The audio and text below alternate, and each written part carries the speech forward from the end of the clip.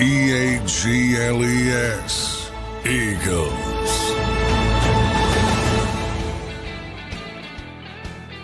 And welcome in, everybody, to a Tuesday edition of Birds 365 here on JAKIB Sports. I'm your host, Zander Krause. That's my co-host, John McMullen. A Tuesday edition, and we learned of the first confirmed Eagles game yesterday. Johnny Mac, how you doing on this Tuesday morning, my friend? Doing well, yeah. Thanks, NFL. Ruining Thanksgiving for the Delaware Valley. Well done.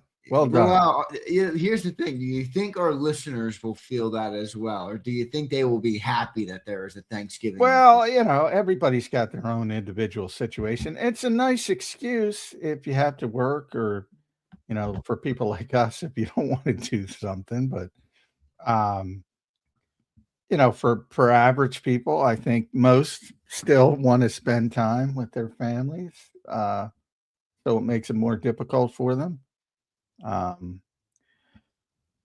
for all the talk in Philadelphia, I say all the time, the NFL loves two teams, the Dallas Cowboys and the Philadelphia Eagles. So, with the new not Netflix, but Nielsen methodology, they set the record last year. They're looking to break the record, whatever values is in that. And they will, by putting the most high profile game they can at 4:30.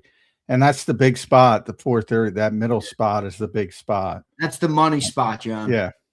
So it started off real quick. I don't want to hear any of this bullshit. Can we stop it this year? NFL loves the Philadelphia Eagles. Loves them. Can we stop? Can we just take that off the table? Can we stipulate that? I'm still surprised people think that, but whatever. John, what do you think of that game? 4:30, Thanksgiving, Eagles, Cowboys. I think both the Cowboys and the Eagles are going to be solid teams this year.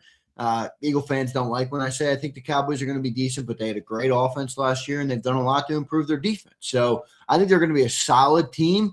What do you make of that game falling on Thanksgiving, 4:30? What do you think? Yeah, I think that's the NFL's mentality. Definitely, they think the Cowboys are going to be a decent team, and that's going to be a relevant game. That's what I think the hope is. That's what they're betting on,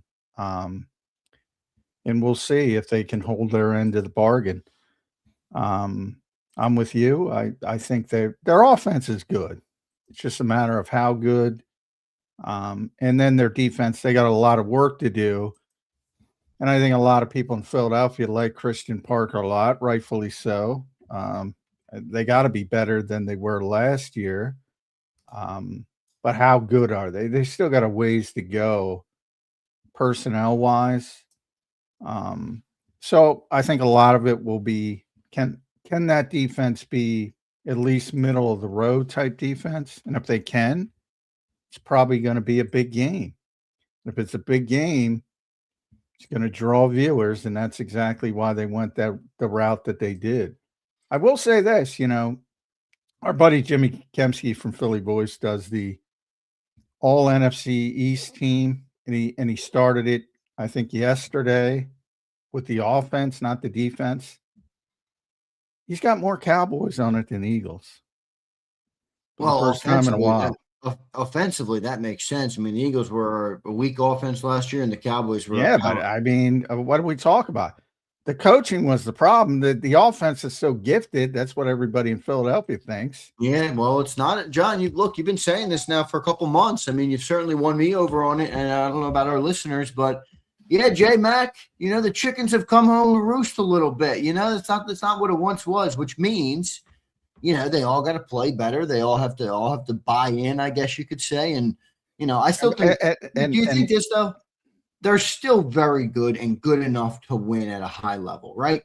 Oh yeah. Yeah. And they need to get better. There's nothing wrong with saying that. But, if you're being honest, and Jimmy was being kind of kind to be honest. And I think he ended up with 5 Cowboys, 4 Eagles. And I think he was being kind. Now, he had to put Dak Prescott over Jalen Hurts. Sorry, you have to, coming off last season. He still put Saquon Barkley over Javonte Williams. Now, you say, duh. Javonte Williams had a better year last year. I mean, it wasn't that close. So, again, this league moves quickly. For wide receivers, he was using 11 personnel. He used CeeDee Lamb, Malik Neighbors, Devontae Smith as the third. He left out George Pickens because of the attitude is, hey, I got news for you. That's all relevant, and that might turn George Pickens into a negative because he's been a pain in the ass in the past in Pittsburgh. But if he plays like he played last year, that guy had 93 receptions for 1,400 yards last year. And he wasn't on the team. Yeah. He still had Dallas Goedert at tight end over Jake Ferguson. Lane Johnson and Laramie Tunsil as the tackles. Now there, I think he did Jordan Mailata a little bit of a disservice. That's Jimmy. That's freaking insane. Laramie Tunsil over Jordan Mailata? Come on. Well, and Andrew, I might have put Andrew Thomas, Yeah, I think that would have been a better pick than Tunsil. Those were the second team ones. The guards, both Cowboys, Tyler Smith, Tyler Booker. That makes sense. I mean, Tyler Smith makes sense. I guess Booker's maybe a little bit of a projection there, but. And, Landon injury-wise, we all know he's a good player, but what are you going to get from him? The center was Cooper Beebe over Cam Jurgens. I agree with that. That's Cowboys center. I mean, the Cowboys are good. And like I said, he didn't put Pickens and Ferguson on there. He could be 7-2. That's fair. First team. That's fair. I think the one that really that really probably should have went the other way is the Pickens one. Oh, yeah. To me, I'm fine with Goddard over Ferguson. I like Ferguson, but I don't know that he's a dominant player. No, he's not. But either is Dallas at this point. No, yeah, he's not either. But Devontae Smith. Now, if you're talking Dallas in his height, yeah, he's a better player. Is he a better player right now? I don't think so. Yeah. If I'm being fair. Wow, that's a good little piece that Jimmy does. Putting this, I'm looking at it right now to putting the NFC together. So the totals, and he did, like you said, he did first team and second team. So the Eagles and the Cowboys both ended up with, it looks like 13, and the Cowboy, I guess he does 2 points for. Yeah, 2 points for first team, 1 point for second team, and both Cowboys and Eagles both have 13 points, but the Cowboys have more first team guys. Interesting stuff. So that's going to be a great team. And when he does the defense, I assume the defense will come out today. That'll be heavy Eagles. Yeah, that's true. And it should be. Well, the Giants might enter the mix there a little bit. A little bit, but you got a lot of projection. I mean, you can put Brian Burns. You certainly put Brian Burns on there. They got rid of Dexter. Yeah, they got rid of Dexter. So, do they? You know who might end up on there without ever playing an NFL snap is Caleb Downs. Maybe. I mean, who are you going to put? Cowboys don't really have a great safety. The Eagles don't have great safeties. That's a good point. It's hard to project a rookie that early. But yeah. And I love Jimmy, but yeah, I mean, I'm putting Pickens on there. And Pickens is number one, to be honest, over CeeDee Lamb. I would go Pickens, CeeDee Lamb, and I would go Devontae over Malik Neighbors, though. That's the third.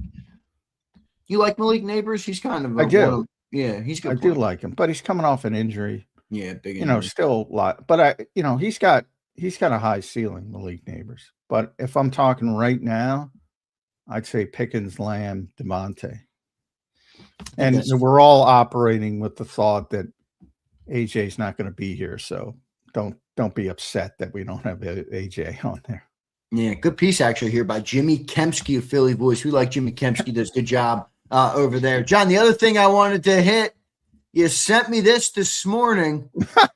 Prince is Prince in here? Prince will love this. John, this is getting out of hand. I am calling foul on the NFL community. I am calling foul. I sent this to you because I laughed out loud. I literally, people say that LOL and I literally laughed out loud.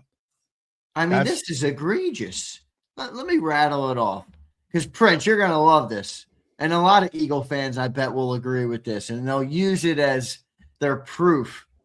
So Greg Rosenthal, and then there's two other names on here as well from NFL Daily. They do NFL Daily podcast. Yeah, Jordan Rodriguez covers the Rams, and I think she might be national now. She's close to McVay and all the Okay, Rams. and then who's Connolly? Ollie Khan. He's the guy who broke the Grenard trade. He's like the UK guy. Oh, yeah. Okay, I've seen him. I saw him with the. So they're all really good. I think they do here though, like a mock draft of coaches. They did a mock draft of NFL coaches. All right, so they did a mock draft of the NFL head coaches. As you guys know, there are 32 of them. One of them is even in the ballpark, in the realm of Vince Lombardi type winning and accolades and success and achievement and Super Bowls and NFC championships in his first 5 years. And that would be none other than Nick Sirianni. And he fell far down this list, John. This is an egregious list. In fact, I'm almost inclined to take everything that Greg Rosenthal and this company and these two do together with a grain of salt, because this is flat out egregious. Well, I think what it reveals, because they're all really good, and they're not like, this isn't Bob's football blog spot. I mean, they've all been around. They've all covered the league legitimately. I think what it reveals is the broken logic and evaluation of the groupthink world in general. That's what I think it reveals. I mean, it's so dumb. I can't even. Well, you can reveal the number. Let's put it up here, because this is just BS. I mean, Prince is going to love this. I mean, this is a load of crap, guys. Nick Sirianni, as you can see on your screen right now, falls at number 18. Wait, get this. Behind Jesse Minter, who's never coached a game in the NFL. I mean, what are we doing here, John? I mean, there's so many in that. Brian Schottenheimer's ahead of him. Liam Cohen's ahead of him. And then you get to the guys who are well regarded. Dan Campbell's ahead of him. It's interesting. It's like you have the proven guys, right, that are above reproach. And those are the Sean McVays, who's number one, and Andy Reid, who's all two, Kyle Shanahan's four. You have those guys. And then I find it that the kind of guys who are just good coaches that have been around for a long time, they take the hits, like John Harbaugh's 16, Nick's 18. Mike McCarthy has won a shitload of games in this league. He's 19. Todd Bowles has won a shitload of games. He's 20. Dan Quinn has been in a Super Bowl. He's 22. Kevin Stefanski's a two-time coach of the year. He's 24. Zach Taylor's been to a Super Bowl. He's 28. All these guys have been around. And then you have the lightly regarded first-time hires, the Jeff Hafley, because he's going into a shitty situation. Mike LaFleur, because he's going in a shitty situation. Aaron Glenn, because he was a disaster in year one. Those are the bottom three. It's like, I was talking about low-hanging fruit. This is low-hanging fruit for the This is ridiculous.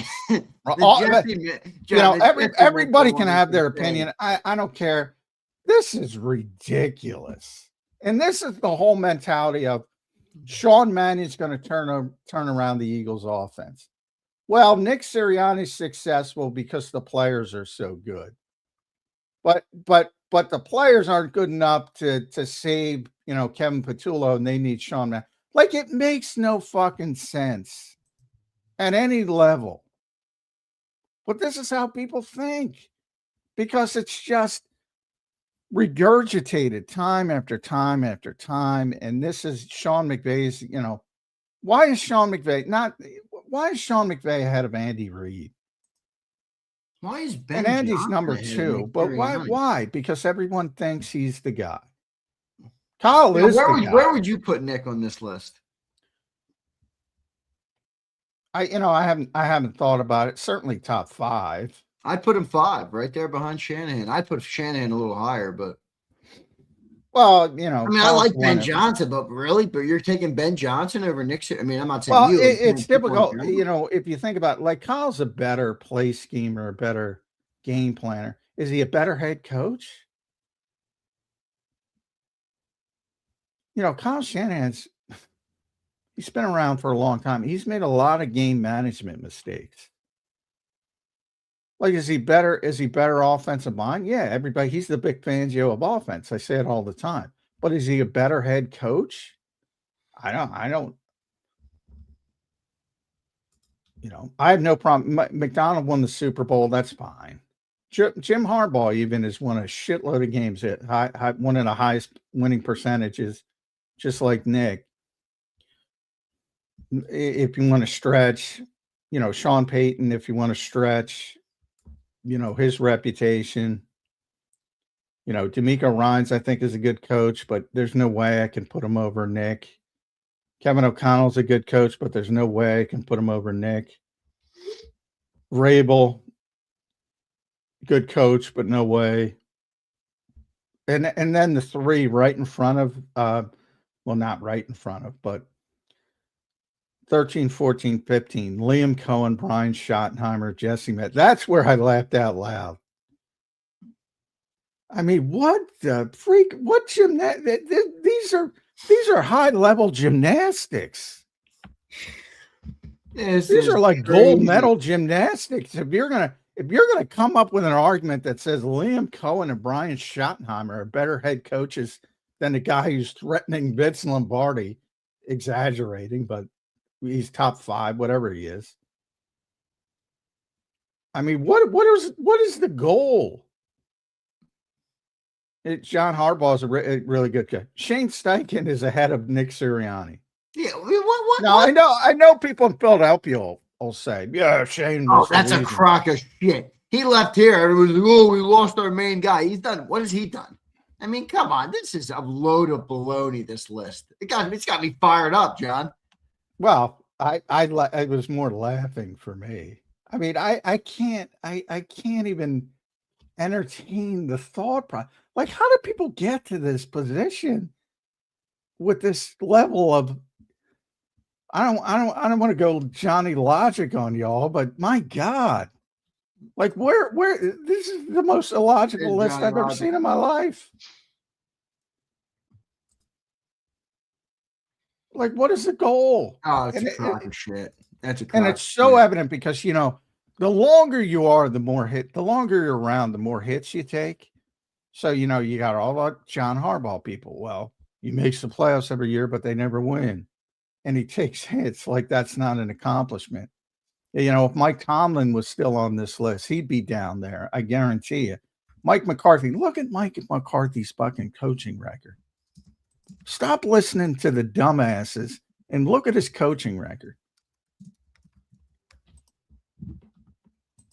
And he's 19th behind Jesse Minter and Liam Cohen. Jesse Minter at 15 is comical. Dan Quinn. Look at that guy. Yeah, but like Minter is crazy. Like, all right, at least Liam Cohen had a good season under his belt. At least Schottenheimer did some good things with the Cowboys. At least Vrabel had a good year last year. At least Kevin O'Connell has some track record. Same with DeMeco and all the other guys there. Well, yeah, I mean, obviously you're he didn't even coach in college, John. He was a defensive coordinator, wasn't he? Yeah, you're projecting him, and you're in other words, people are looking at him like he's the next Mike McDonald. They're projecting, which is fine. You can project that. I don't have any problem with that. But this season is upon us, man, and now disrespect season. Now I know people aren't going to get upset at this one like they get upset at Jalen Hurts, and I got a feeling people are going to be really upset this year with some of the quarterback lists, but this one made me laugh out loud.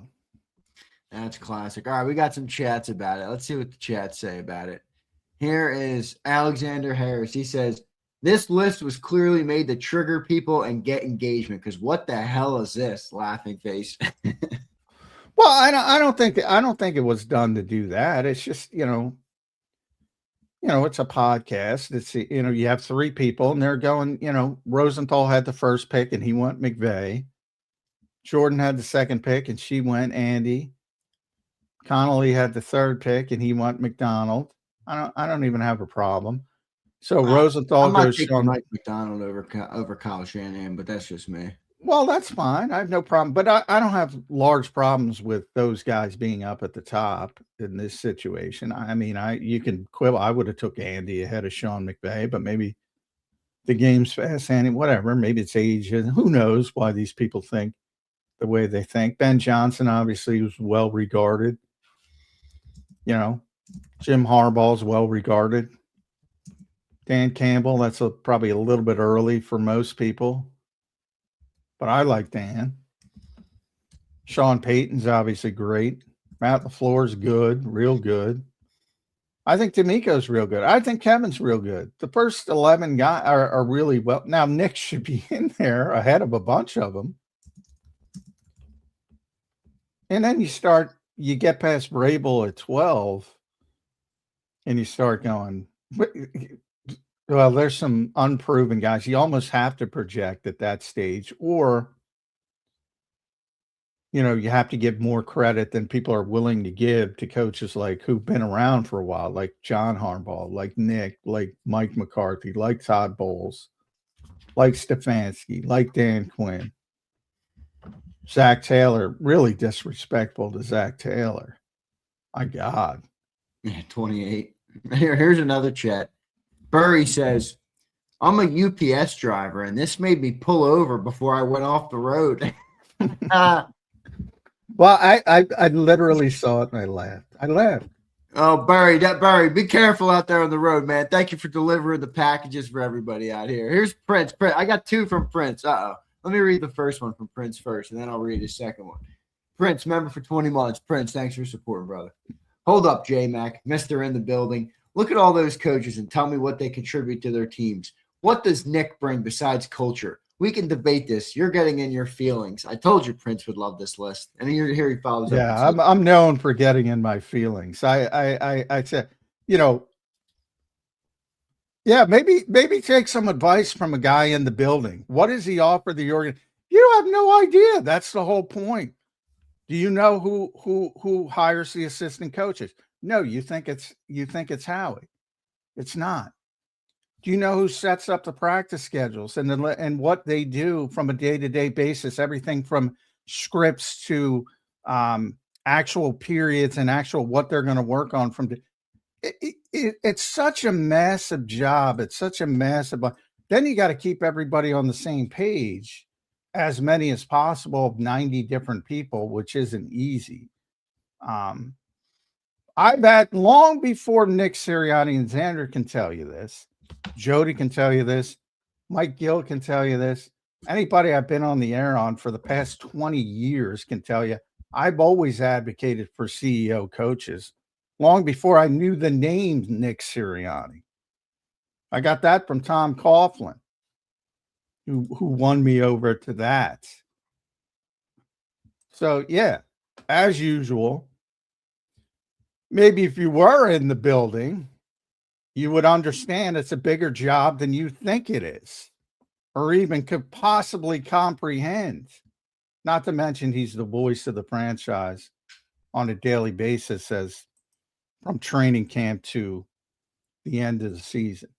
And he's got to meet with the media 3 times a week. And that doesn't even include Fox and CBS and all that. John, do you think it's a legitimate knock that Nick doesn't have like this coveted offense type of thing? You know what I mean? Like you hear McVay, you hear Shanahan, you hear Ben. Well, I think it is to people who think that's the be all end all. Yes. Well, sure, how about for these people who have? These are people in that group. When you put Sean McVay and Kyle Shanahan in the top 4, you're signaling. I think offensive scheme is more important than anything else, because they both have they both have had major game management issues. Kyle really major. Yeah. Like I say all the time for people that listen, Kyle Shanahan is the best offensive mind in the NFL, and number 2 is not close. He is the Vic Fangio of offense. Sean's number 2. He's not close. Is he the best head coach? No. I probably wouldn't even put him in the top 5. Put him in the top 10. Too many other issues. Here's Prince again. He says, J-Mac, let's just look at the top 10 and tell me what those coaches do that Nick does better. Don't say win because that's a team stat. What? So Jim Harbaugh's 6. What does Jim Harbaugh do, Prince? What does Dan Campbell do? Except take over play calling when and abject disaster for and make it worse. When you see the Eagles beating the brakes off the Green Bay Packers again, and Matt LaFleur's like a deer in the headlights and not paying attention to his defense, what is your reaction to that as an Eagles fan? Same thing with Sean McVay. I always say when Sean McVay first got the job and they gave him Wade Phillips because they knew he couldn't handle defense. And he wouldn't even pay attention to the defense. He would go sit with the offense while Wade ran the defense. So when you have CEO coaches like Jim Harbaugh and Dan Campbell, but they're not in Philadelphia, you guys don't seem to have a problem with it. When it's in Philadelphia, oh, you need this, you need that, you need this. Well, who has won? Which one of these guys has won more than Nick Sirianni, with the exception of Andy Reid? And he's beaten Andy Reid and he's outplayed Andy Reid. His team has. I mean, this is stupid. Like you're arguing an untenable position. The record is the record. Why is everybody else graded on the record? Because you don't like the personality? Because you don't like that they don't win every single year? How do you think the Eagles front office and owner feel about Nick Sirianni? Because there was those reports of him almost getting fired early 24 after the 23 collapse. Do you think they've come around on Nick, or do you think they still maybe hold that same type of? I mean, they're like they're more. They have more, and I say this is Jeffrey, not Howie, because I think they're more in the fan base mentality if they want to win every year. So ultimately, with their expectations, if they win 10 games this year, he might get fired. I will criticize them, but he might get fired. That's just Jeffrey's mentality at this point. But he's got an almost 700 winning percentage as a head coach. 700 games. And, he didn't start with a great team. He's coming up whatever they won in Doug's last year. And you know how they started with 2-5 with a first-year starting quarterback, and they turned it around and made it to the playoffs. And since then, it's been 14 wins, 11 wins, 14 wins, 11 wins. If you're a numbers guy, that means 14 this year. And then they win 6 out of 10 in the playoffs. So against the best competition, I put that in quotes. Sometimes you get good matchups, sometimes you don't. They got a 600 winning percentage. I mean, why, other than I don't like this goofball's personality? What is the complaint about?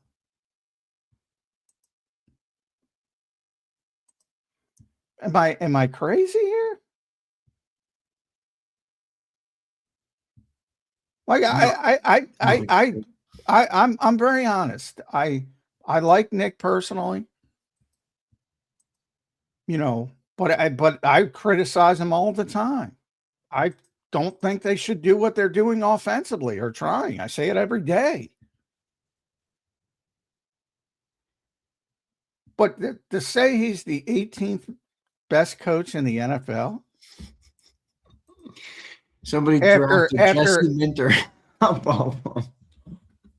I mean, that's the one. That's the one I can't. I mean, I know it's just 15, but that I can't get over. Jesse Minter over Nick Sirianni. That's great. Prince, I don't even think you'd take Jesse Minter over Nick Sirianni. And, sports is cyclical, but, it's not always going to be this great. And he will get fired. All coaches do. Everybody's got a shelf life. But I really don't know how you can complain other than your expectations have been so out of whack because of the success that he's helped provide. I mean, bottom line. Crazy list. We got a couple more chats already. Here's Alexander Harris. He says, Prince be talking shit to trigger John, and it's hilarious. I don't think Prince can trigger John. I don't know. Maybe he can, John. You have an answer to that? First of all, I don't care, so it's tough to get triggered. Like, I already know people think there's a whole bunch of people that think this about Nick. I could care less. I think it's silly. That's why I left. I mean, I think it's funny that people try to tie themselves into pretzels to convince themselves that some of these guys are better head coaches than Nick Sirianni. You legitimately have to tie yourself in a pretzel. Well, he doesn't call plays, and then you got guys above him who do call plays and don't have the same success, so you just ignore them and memory hole them. I mean, how many times has he beaten Sean McVay head to head? And they got a better team, better talent. I saw another list today, his list season. I think it's my buddy Eric Edholm did the top 10 most talented rosters. He's with NFL.com now, right? Yeah. And he had the Rams number 1. I think now they got lucky. I'll be the first to say the Eagles got lucky. The Rams had them beat, but they won the stinking game again. And guess what? The Rams have more talent, even though you guys don't want to admit it.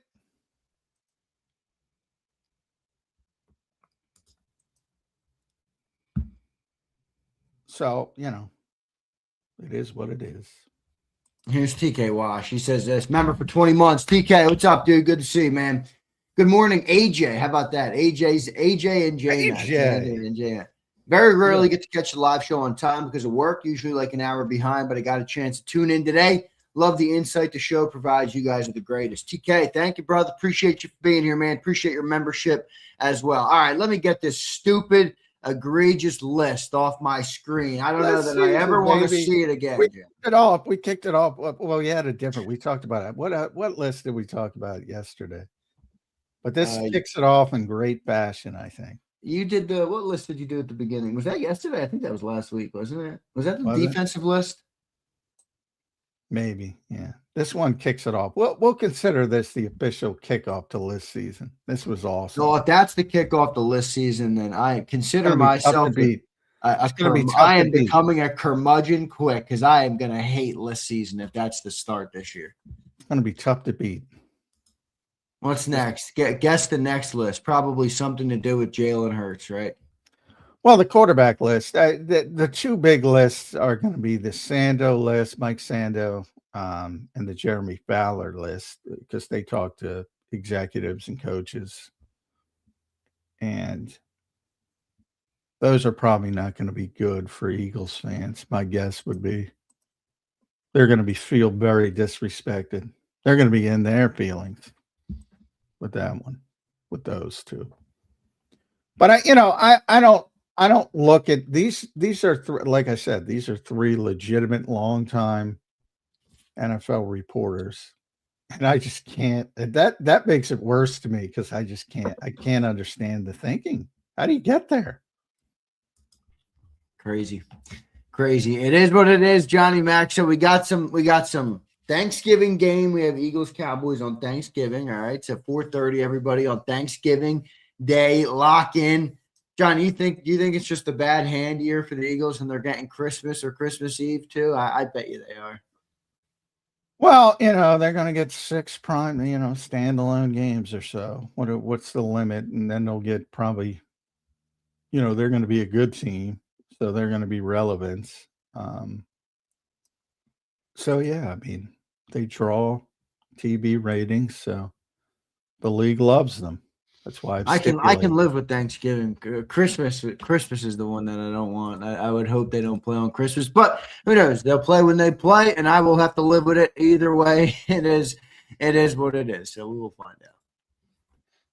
Yeah, I mean the logistics, but just be prepared because the Eagles are the Eagles, and they're gonna be in a bunch of high-profile environments. No doubt. Good stuff. All right, Johnny Mac. John, I was thinking about the offense, something we'll talk a lot about this offseason, something we've already talked a lot about. We've had a couple defensive segments recently in the last couple of shows. What do you think, John, the right number of, and maybe this is a tough metric to gauge because you have to look at game personality and things of that nature, but just, trying to be as objective or zoomed out a little bit, if you will, about it. What do you think the right amount of attempts per game this year is for the passing? Because I think we've thought about the Sean Mannion experiment. We've talked, the buzzword has been West Coast, which I don't even think is going to apply, but it's what people have used. It's what I've used. It's what we've talked about. What do you think the right number of attempts is this year, for them? Do you expect any uptick in volume when it comes to passing the football this year? Not as well compared to 2 seasons ago, and it's got to be higher than that. I would think. From last season, no, right around the same. Just want more efficiency.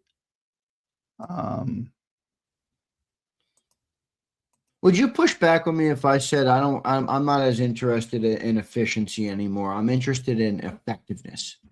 And if you can throw the ball, efficiency and effectiveness. Is it the same thing? I just feel like, sometimes people pull the 70% completion from a couple of years ago and like, well, it was efficient. And I'm like, yeah, but it's not effective. It's not making teams play you differently defensively. And that's what I mean when I say effective. Well, I need defenses to have to respect the pass game enough where they're not going to, almost act like it doesn't exist to some degree. Yeah, I mean that comes with forcing them out of it. Because I can tell you, week 1, I mean they're gonna, whomever they play, is gonna start with the same mentality as last year, which is we're gonna stop the run game and we're gonna force Jalen Hurts to beat us. We're going to force him to throw over the middle of the field. We're going to try to keep him, flush him left. We're going to try if it does get loose, you want to pin him, keep him in the cage inside, force him to throw the football from inside the pocket. All the same kind of stuff. And the only way you get out of that is to force them out of that. Now for the Eagles, the success comes from, again, first down. If you turn third to manageable, that's where it becomes very difficult to stop the Eagles, at least in the past, because you have the extra +1 of Jalen Hurts. And, like I brought up the 4 hitch routes, and it's not effective. It's not designed to be effective. You're creating space for the quarterback on third and medium. I think it was 3rd and 4. And you just wall off the 2 interior defensive players and he walks for a first down. Because what do you do as a defense? You got to respect guys running hitch routes because it's an easy pitch and catch. If you're not, and if you respect it, it creates the spacing to where the quarterback can just go. Right. And that's where the Eagles were effective. Very simple, but that doesn't work if it's 3rd and 10, or even worse, 3rd and 11, 3rd and 12, because then guys can rally. And even if he gets a 7-yard gain, you're punting or you're forcing them to go for it in a 4th and 4 or whatever, and it's advantage defense. So, I mean, that's why, and that comes from the Eagles, but more than me, but it's about fixing first down more than anything else, which was just really, really bad last season. But have they done the net, like personnel wise, have they done anything to address that? Not really, right? It feels like all the personnel moves they've made is to address everything else. Now it's easier said than done, right? I mean, you can't really change out offensive linemen who are making $20+ million. I understand that, but have they done anything to address specifically that this summer, or is it stem cells in Medellin as we go back to that, as we revert back to stem cells? My stem cells. Yeah, I mean, well, that's where the efficiency and the execution comes in, which people don't like, but like that I always go back, that Stoutland thing is hilarious to me because people just saw what they wanted to see. The ultimate GPS quote. When I see Stout, I'm going to say that, man. To the point Jason Kelsey had to come back on and explain what he was trying to say. And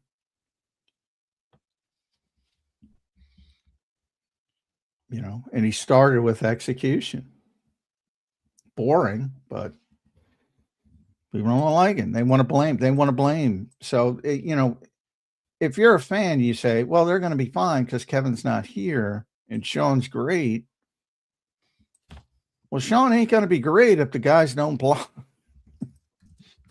I can tell you that. Yeah. And neither is Jalen or Saquon. So, nope. And it won't be Sean's fault either. Mm-mm.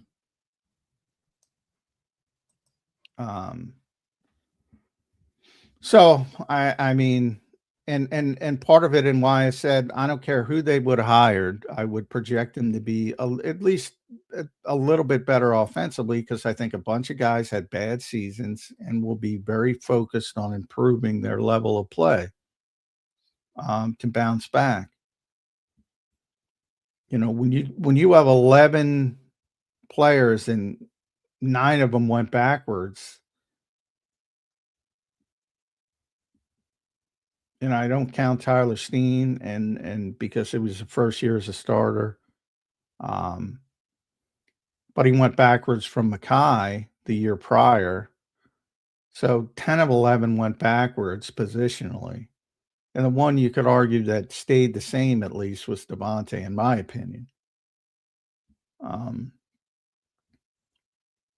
10 of 11 getting worse in the same season. That doesn't happen too often. That's what turns in. And what's crazy is they still won 11 games. So, that's my whole thought process of this is broke, this is broke, this is broke. If Landon and Cam, just those 2 players, that's it. Even if you lose Lane Johnson, yeah, right, for half a season, just those 2 players, if they're healthy, playing at their typical level, you're winning 13, 14 games. Well, but even John, even with that being said, it's a very good point by you, because I think it emphasizes and highlights, where expectations have gone in the city of brotherly love, not only with the fan base, but with inside the organization. But when I think about what you just said, don't you still want to improve the passing game? Like even if you would have won 12, 13 games, don't you still look and say, all right, we have to evolve this part because eventually it's going to bite us. So you're right. Hey, maybe if the offensive lineman blocked last year, they win 12, 13 ball games. Maybe they win the first playoff game and go to game 2. But don't you still come out of that saying, okay, the offseason goal is still going to revolve around making that area of our football team better. Like Nick used to say, you don't want to be bottom 5 in anything. Well, they were bottom 7 last year. So how do you bridge that also with, well, they're still a great winning football team, even with all the problems they had last year? Yeah, I say it all the time. I have no problem trying to get better. Yeah, you should always be trying to get better. Always. That's every player, every position, every year, no matter the expectations. And obviously you've seen, you got a large sample size of Jalen Hurts now, which leads me to 2 things. One, he's not changing a lot, which I think is silly to expect. And two, you've seen inside that 5-year span, you've seen a higher level and a lower level. So the range, they can get better in the passing game. Will they ever be super high volume? No. I think you've seen that in the sample size as well. But you can see where you can go up and where you can go down.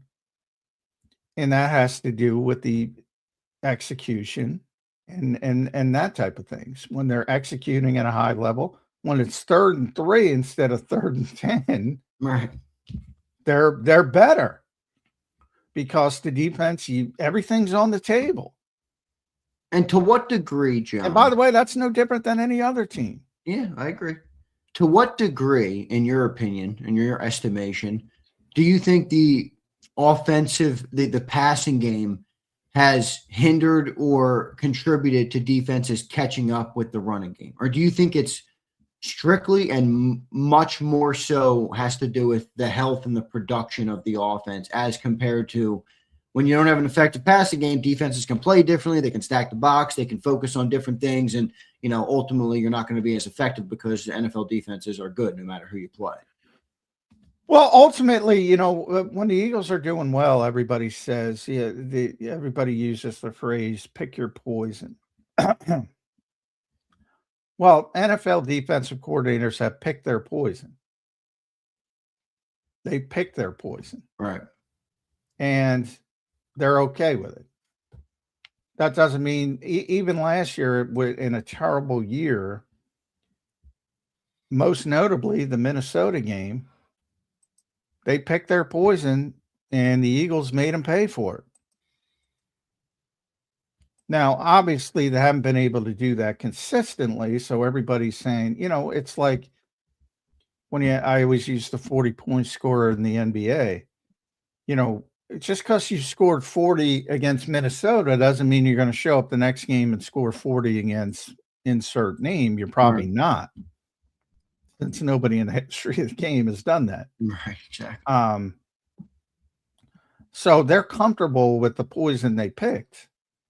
You can still, in short sample sizes, make them pay for it. Even last year, they were able to do that. But consistently, they were not able to do it. And that's why opposing defensive coordinators are comfortable with the poison they picked. And I don't think they're ever coming out of it. Maybe if you lose, Saquon Barkley after this season and the next running back, whether it's Tank Bigsby or somebody else, isn't very good, maybe they'll just change a little bit because they don't have to worry about the running game at all. But as long as they're set up the way they're set up, those guys have picked their poison and are very comfortable with it. Well, I think the Eagles are going to have to evolve and a little bit here to try and keep defenses a little bit more honest and on their toes. And maybe the Eagles will be able to do that this year. But is it fair to say, I don't know, John, 30 attempts a game? Is that too many? Well, I think the wheelhouse is 25, 30 in that range, But I think that's the range for even with good quarterbacks. Yeah, I said that before because somebody was like, well, don't you want them throwing 35? I'm like, if you're throwing 35, you're probably losing games. Yeah, exactly. You're probably not playing great football, to be honest. So, no, I don't. I think everybody should want 25 to 30, but it's got to be a strong. I mean, it's no. And if you look at 2023, which I think people forget, the offense moved the ball very well. I think top that was 10 Jalen offense. Hurts' most, not that yards or everything, but I think he passed for the most yards that year in his career. Oh, yeah. And by far the most attempts, 538. Why? Because they had a bad defense, and they had to. And that creates volume. So, A, I don't know why people want volume, number one. And B, he could throw for 4,000 yards if you just sit him back there. It's how I compare Quentin Grimes with the Sixers. Like, when they were bad and tanking at the end of the prior season, he looked great. He's scoring 20 points as they lose every game. 20-point score on a bad NBA team. I use it all the time. Yeah, right. Then when he needs to contribute on a team that's trying to go in the play, he's not good. Anybody can throw for not anybody, but if you're at the level of Jalen Hurts or say any of the top 20 quarterbacks in the NFL, as long as you're healthy, if you got a team that wants to throw the ball 40 times, you can throw for 4,000 yards. Who cares?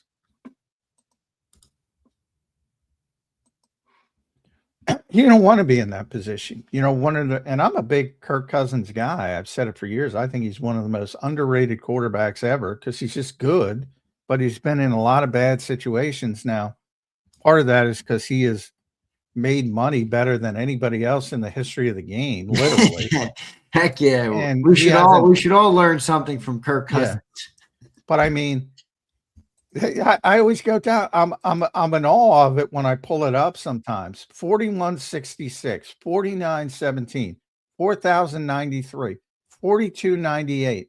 Then he missed a couple games and he was still at 3603. Then 4265, 4221, 4547. 1, 2, 3, 4, 5, 6, 7, 8 consecutive monster volume years. Now, great pure thrower, tremendous accuracy, strong arm. Is that what you want, though? And the guy won games. He's well over 500. Again, good NFL professional quarterback. Really good. Is that what people want? Or do you want to win football games? I don't know. We got Jeff. Jeff can explain it. I'm looking forward to talking to my boy Jeff Kerr today. Jeff, we missed you on a Monday, my friend. We're going to go to Jeff here in just a second. I thought it was a good opening segment. Couple segments today. Talked a little offense, and that was after the NFL coaching rankings. That wasn't ranking. It was a draft. It wasn't a ranking. It was a draft. It was a draft. All right. It was a draft. It was whatever. However, whatever you want to call it. Nick Sirianni ended up at number 18, and the chat has been ripping back and forth at each other, John, since we put that graphic on the screen. Yeah, well done. Well done. It's list season, so thanks to Greg Rosenthal, Jordan Roderick, and Ollie Connolly. Hey, much respect to all three of you guys. That's a shit draft by you. All right. Much respect to them. All right, let's go to Jeff Kerr, who's joining us right here on Birds 365. He joins us now. You can follow him at Jeff Kerr PHL. Read all his work at si.com/NFL/Eagles. Doing tremendous work over there. It's May 12th. We are almost reaching Christmas in July, and the tree is still up. Jeff, how you doing this Tuesday morning, my friend? You know what? Thursday is my Christmas because the schedule comes out. So this is appropriate. Yeah, I'm looking forward. I put up on X. At some point, the NFL is going to get 272 different TV providers, and each provider will be able to spoil their game, Jeff. I keep trying to tell people, stop killing the golden goose. As fun as it seems that the NFL is playing on all these Saturdays, and now it's Wednesday, and now it's Friday, I'm telling you, too much of something is a bad thing. You're right, guys. It's going the way we all know too. They added. We all know it's coming. We are like a couple years out from like the last 5 weeks or 7 days a week we have football. I don't know if it's going to be. I don't know if it's going to do what they want. It can't. And you get those late season games that are meaningless, and they're tough to watch. Yeah. Because of the money, Go ahead, Jeff. Yeah, I'll be honest. All right. Because of the money, because of the money they pay the players now. Also, you have more teams willing to sit guys when the season is over. So you're a lot of times when teams are out of it, they're playing almost like an NBA style of we're just going to shut this thing down. Right. So I don't know, that's something hard to overcome. Like you're betting, the schedule makers, they put the Cowboys and the Eagles on Thanksgiving because they want to set the record that they set last year because of the stupid Nielsen methodology. So they pick Eagles, Cowboys. They're betting that the Cowboys are relevant, Jeff. That's what they're doing. Yep. And they were relevant last year on Thanksgiving. Remember, they won a couple of those games, and the Chiefs. Well, you always have to put the Cowboys on Thanksgiving, so we know that. Yeah. But they're betting that that's going to be a relevant game. That's what they're doing. And for the most part, they are. And I know people are getting upset over the Week 1 Sunday Night Football matchup is New York and Dallas. And I'm thinking to myself, well, of course it is, because that's the one time the Giants are actually relevant because they suck every other week. you don't know you suck when you're in Week 1. Yeah, that was what was that? A Jody Mack term? You don't know you actually suck in Week 1? No, that's my term. Jody Mack. There you go. There you go. It's funny. I used to argue the 1 year before the lines got good, the Eagles opened up in Detroit, and I said, yeah, I don't like this spot because they're getting better. They don't know how bad they are. And the Eagles hung on, but that's the game they won late. Like, it was really close. You don't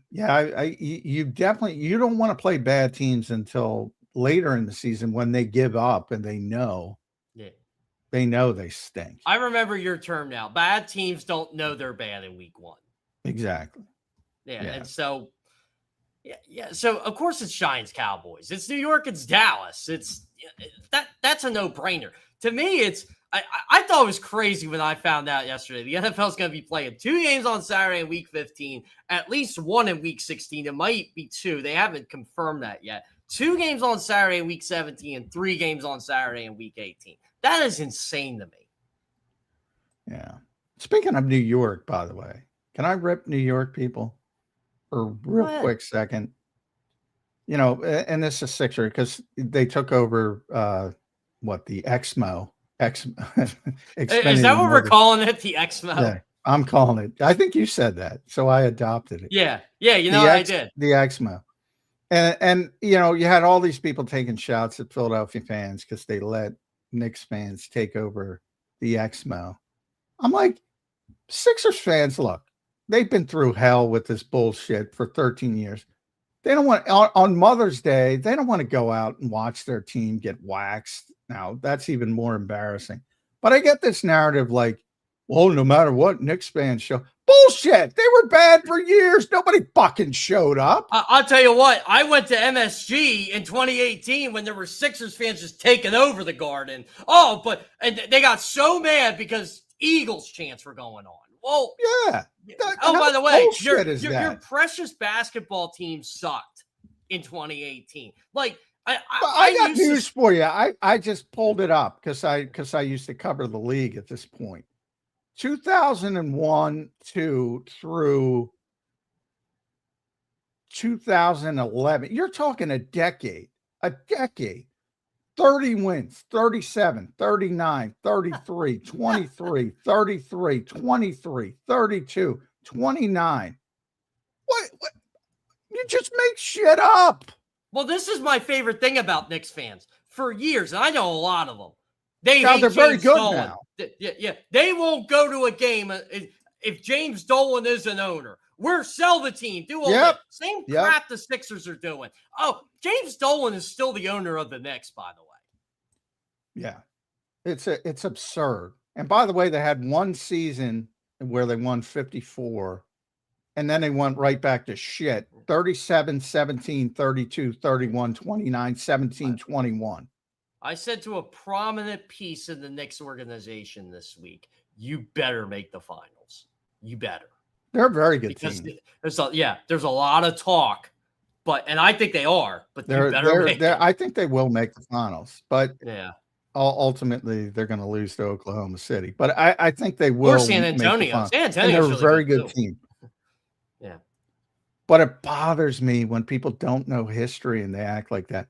For 1, 2, 3, 4, 5, 6, 7, 8, 9, 10, 11. Well, no one 12, knows 13, history. 14, 15, 16, 17, 18 out of 19 years. 18 out of 19 years. No one knows history, John. Like yesterday, I compared Josh Harris to Norman Brayman and said, "Oh, give me a break." Norman Brayman never had anybody. Like, Norman Brayman never had anybody. Randall Cunningham, Eric Allen, Reggie White, Clyde Simmons, Seth Joyner. Oh, by the way, I just named those 5 without even looking it up. You still had Keith Byers. You still had Mike Quick. You still had Chris Carter. You had Keith Jackson. Like, give me a break. At least, if you're going to claim to be a fan of a team, at least kind of know your history. Yeah. Anyway. The world did not start in 2000. I'm sorry. Yeah. It didn't. Well, even if it did, you would know the Knicks sucked. Yeah, they've always sucked. They haven't won since Willis fucking Reed. Since Willis Reed. Someone pointed this out to me yesterday, and I thought it was funny. And he said he's a diehard Flyers fan. He said, diehard Flyers fan here, the Flyers have a more recent championship than the Knicks do. Keep this in mind that the Flyers have won. Flyers fans should shut up, too, because they haven't won in forever. I know. And that's, I love this whole gatekeeping now with Sixers fans and Flyers fans. They're arguing, see, look what we did when our team lost in the second round. We applauded them. We showed up. Yeah, guess what? Sixers fans did the exact same thing in 2018 when they had that wonderful year, too. Look how it ended up. Yeah, I mean, when teams are good, look at the Eagles. The Eagles constantly take over MetLife Stadium. Constantly, Eagles fans. Because the Jets and the Giants have stunk. Now, if the Giants ever get good again, I can't even imagine the Jets getting good again, but I digress. It'll be harder for them. But, I mean, look, they've always went to Washington and invaded the place. Yeah. And even, hey, it's been a long time for Washington, except for the 1 year. But when Joe Gibbs was there, that was not the case. But it's been a long time. I think the most impressive turnout. Fans support. What I'm trying to say, Jeff, is fans support teams that are good. No matter where, New York, Philadelphia, everybody can say the passion is bigger in the Northeast. It probably is. But guess what? If the Eagles win 4 games a year for a decade like the Giants, or have a decade like, which I can't imagine, but if they do, guess what? People aren't going to like it. Well, look at Baltimore 2 years ago, John. We were shocked how many Eagles fans we saw because that's a tough ticket. Yeah. But again, to your point, they won. They were in the midst of a long winning streak. They're 2 years coming off a Super Bowl. They seem to win every game their quarterback plays these days. And yeah, so you're going to go. That team was 3-9 going into that game. Who would really want to go to Baltimore and go see them lose? Exactly. Why is that so hard? Anyway, that's my TED Talk for the day. And the Sixers have beaten their fan base down. Even the loser process people, they've gone underground because they know they failed. Oh, they're done. Look, I'll say this as someone who has seen the loser process. Do I fall into that camp? No, I don't know. Did you? We haven't talked about that. I am going to say this as a season ticket holder for the Sixers, former, by the way. I'm done. Oh man, you're canceling the season picks. No, when nobody shows up to play for half the games, you're paying $50 for a ticket, and the guy next to you is paying $10, and you can't sell your ticket, so you end up going. Yes, I'm going to sell my playoff ticket to the highest bidder. And if that's a Knicks fan, I'll be damned if I sit there and watch a Knicks fans just trash the team for 3 hours. By the way, it is the most annoying thing. They are not good people. They're not. Knicks fans are not good people. I got news for you. All fan bases who have really good teams are not good people, including Eagles fans. Well, I don't agree with that. I like to think that there are good people out there, guys. I think the assholes show themselves. I'm talking about. I'm not saying individuals. And I'm not even saying they might be good people in their day-to-day lives. I'm saying to other fans, they're not, because they want to be this fake tough. You see it on social media. Everybody's arguing with everybody. Like, you can just ignore a stupid comment someone makes sometimes, right? Well, that's part of fandom, Jeff. That's part of fandom, my friend. Well, that's why fandom ruins sports, and that's why betting ruins sports, and sports wouldn't exist without fandom. We wouldn't be talking here without fandom. So That's true. know. That's true. We would But not. it's not what I'm trying to say is everybody's the same. Like Eagles fans are Knicks fans. I got news for you. They're obnoxious because they know they're going to win all the time. John never changed. John's got a show here talking to straight Eagle fans. I do think it was funny, Shut through the heart, everybody. Eagles fans know they're going to win every week, and they're John, cocky I'd rather about it. you be honest than blow smoke at somebody. The most viral tweet I ever had was during the conference championship game when the Eagles rushed for 7 touchdowns. I decided, let's find any team in the NFL that has not run for 7 touchdowns in the season. And it happened to be the Cowboys. They were the team. And I'm like, oh my God, they're going to explode. They did. And then Cowboys, keep me out of your mentions, huh? Speaking what of are the you talking Cowboys, about? Run for more than 6 touchdowns. Jeff, what do you make of the Thanksgiving game? Thanksgiving Eagles Cowboys. It's a way to have 60 million people watch the Eagles and Cowboys. Yeah, 60 million in Nielsen numbers, that's like Monopoly money. Yeah, it's Monopoly money. I mean, look, I knew the Eagles were going to play on one of these holiday standalone games. It happened to be Thanksgiving. There's more to come, by the way. I'm not going to say anymore, but yeah, it's the Eagles are going to be in all these standalone Saturday holiday primetime. I'm just glad it's not Thanksgiving. Now, do they still have a limit? Do you have a limit of primetime game? So it's supposed to be 6 primetime. It's supposed to be, but the Chiefs got 7 last year. So I think that's all out the window. Yeah, they change it whatever. And there is a team or two with 7. I'm just going to say that too.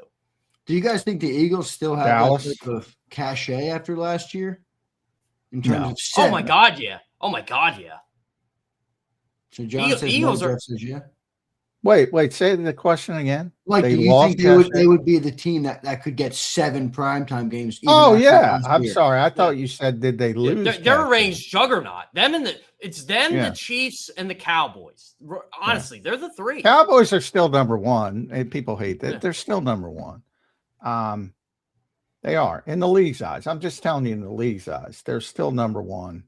They do deliver the highest ratings. And then comes the Chiefs and the Eagles. It has been the Chiefs slightly ahead of the Eagles because of Patrick Mahomes, but that they've faltered. So it's probably Eagles number 2 right now. But Dallas is number 1. And at the time when Tom Brady was quarterback in the Patriots, they were big. The Colts were big with Peyton. It all depends who you have. Like, look, Eagles fans are going to love what I'm going to say right now. People love to hate watch Jalen Hurts. They love to see that guy fail. I agree with that. I agree. I think it's just the Eagles, but yeah, Jalen's a part of it for sure. Yeah, I have no idea why. I have no idea why Jalen is such a polarizing figure. Because you know why? Because heaven forbid he doesn't throw for 4,000, 5,000 yards. Well, yeah, it's all. It's not the personality. I think it's the just the like people think he's great. You have the group that thinks he's like one of the best quarterbacks in the history of football, and the group that thinks he's below average. And they're both wrong. Right. Yeah, exactly. They're both wrong. Yeah, they're both wrong. But I mean, he's tough to explain, Jalen, I think, as compared to some other people. Like Dak. But there's a lot of quarterbacks like that. Jalen's got all this winning, all this success, all these accolades, but sometimes you watch him and you don't exactly see why he's as successful as he is. But the fact is, he is. I think he's tough I think they were all hoping Lamar Jackson would be what Jalen Hurts is in terms of like accomplishments and winning a Super Bowl and win. And look, I still think Lamar Jackson is going to do that, but I think they were all hoping it was going to be him or Josh Allen, and it hasn't yet. I'm not sure why you think Lamar Jackson's going to do that, to be honest with you. I mean, he's good enough to do it. Josh Allen's good enough to do it. He's a talented player. There's no doubt. One of the most talented players, maybe the league. All you got to do is click 1 year, man. And all the narratives. I saw it when that most recently with Matthew Stafford. I was dying on that Krause for years. And all of a sudden. He's an elite quarterback? Yeah. Oh, a lot of people were. I feel like there was like a select few, John, and you were one. I was one. I'm like, look, this guy's good. Just get him out of Detroit. But Boy, and and what did they do? They memory hold it. Now he's the MVP. Now he's God skipped the quarterback play. They just memory hold it. he was God's And I'm gift to like, quarterback really? play in 2017. Yeah.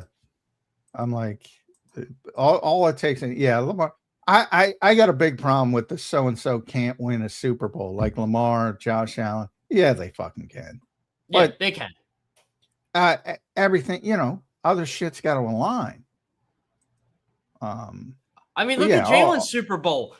The Lions choked to the Commanders. The Eagles got the biggest gift in NFL history when they got to face the Commanders. They got one of the. Now they might have beat the Lions because the Lions were banged up, obviously tremendously. See, I'm banged still up. on the. They weren't beating that team in Detroit no matter what. But I didn't even. Well, know I Detroit agree. was It's much there. tougher. The route is much Yeah. tougher. Hey, the same thing. When even last year when the Eagles lose to San Francisco, well then whoever got San Francisco, that's easier. Yeah. That's the way it works. Upset. Gift for the Seahawks. Yeah.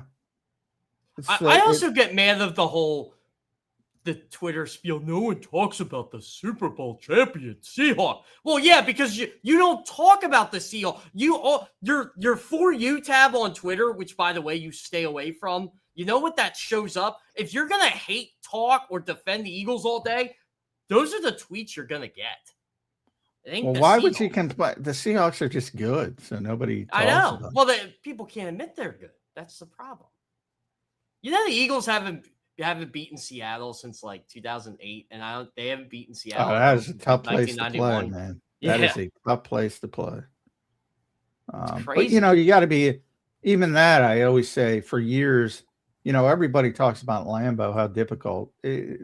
Home field advantage didn't exist for Green Bay between Bart Starr and Brett Favre for like 2 decades. Michael Vick was the first one to beat the Packers in a playoff game at Lambeau Field. Yeah. Well, they never had one between and in fact they gave up. They used to go to Milwaukee to play 2 or 3 games a year. Well, they did it. Well, they did have a lot though in the Favre prime in like 94, 96. Oh yeah, Favre. No, there. when Favre and then Aaron Rodgers, they had like 30 years of consecutive Hall of Fame quarterback play. It became the most spoiled fan base in the country. But I still, by the way, John, I still kind of laugh at the whole Lamar, Josh Allen, like they can't win a Super Bowl. I remember when there was a time they said that about Steve Young, and he got one. Oh yeah, and everything changed. Stafford, got to go back farther than Stafford. Oh, he can't win. He can't win. Right up until he did. Yeah. Now it's Jalen. They moved the goalpost. Oh, he can't win another one. He doesn't need to win another one. He got one. Yeah. Be nice if he won another one, but it's been the 2, and he was better in the first one than the one he won. Yeah. In my opinion. Oh, he's still only the 4th quarterback to lose his first Super Bowl appearance and come back and win it. That's hard to do too. There is a metric. The other 3 are Hall of Famers. Yeah. And it is a tough thing to do. You can make an argument Drake May might never get back, because it's tough to do. Jeff, John, should I do it to Jeff? Should I show him show him the list. I want to hear his reaction. All right. The coaching list. Oh man, he already knows it. He's a Twitter sleuth and he saw this sucker.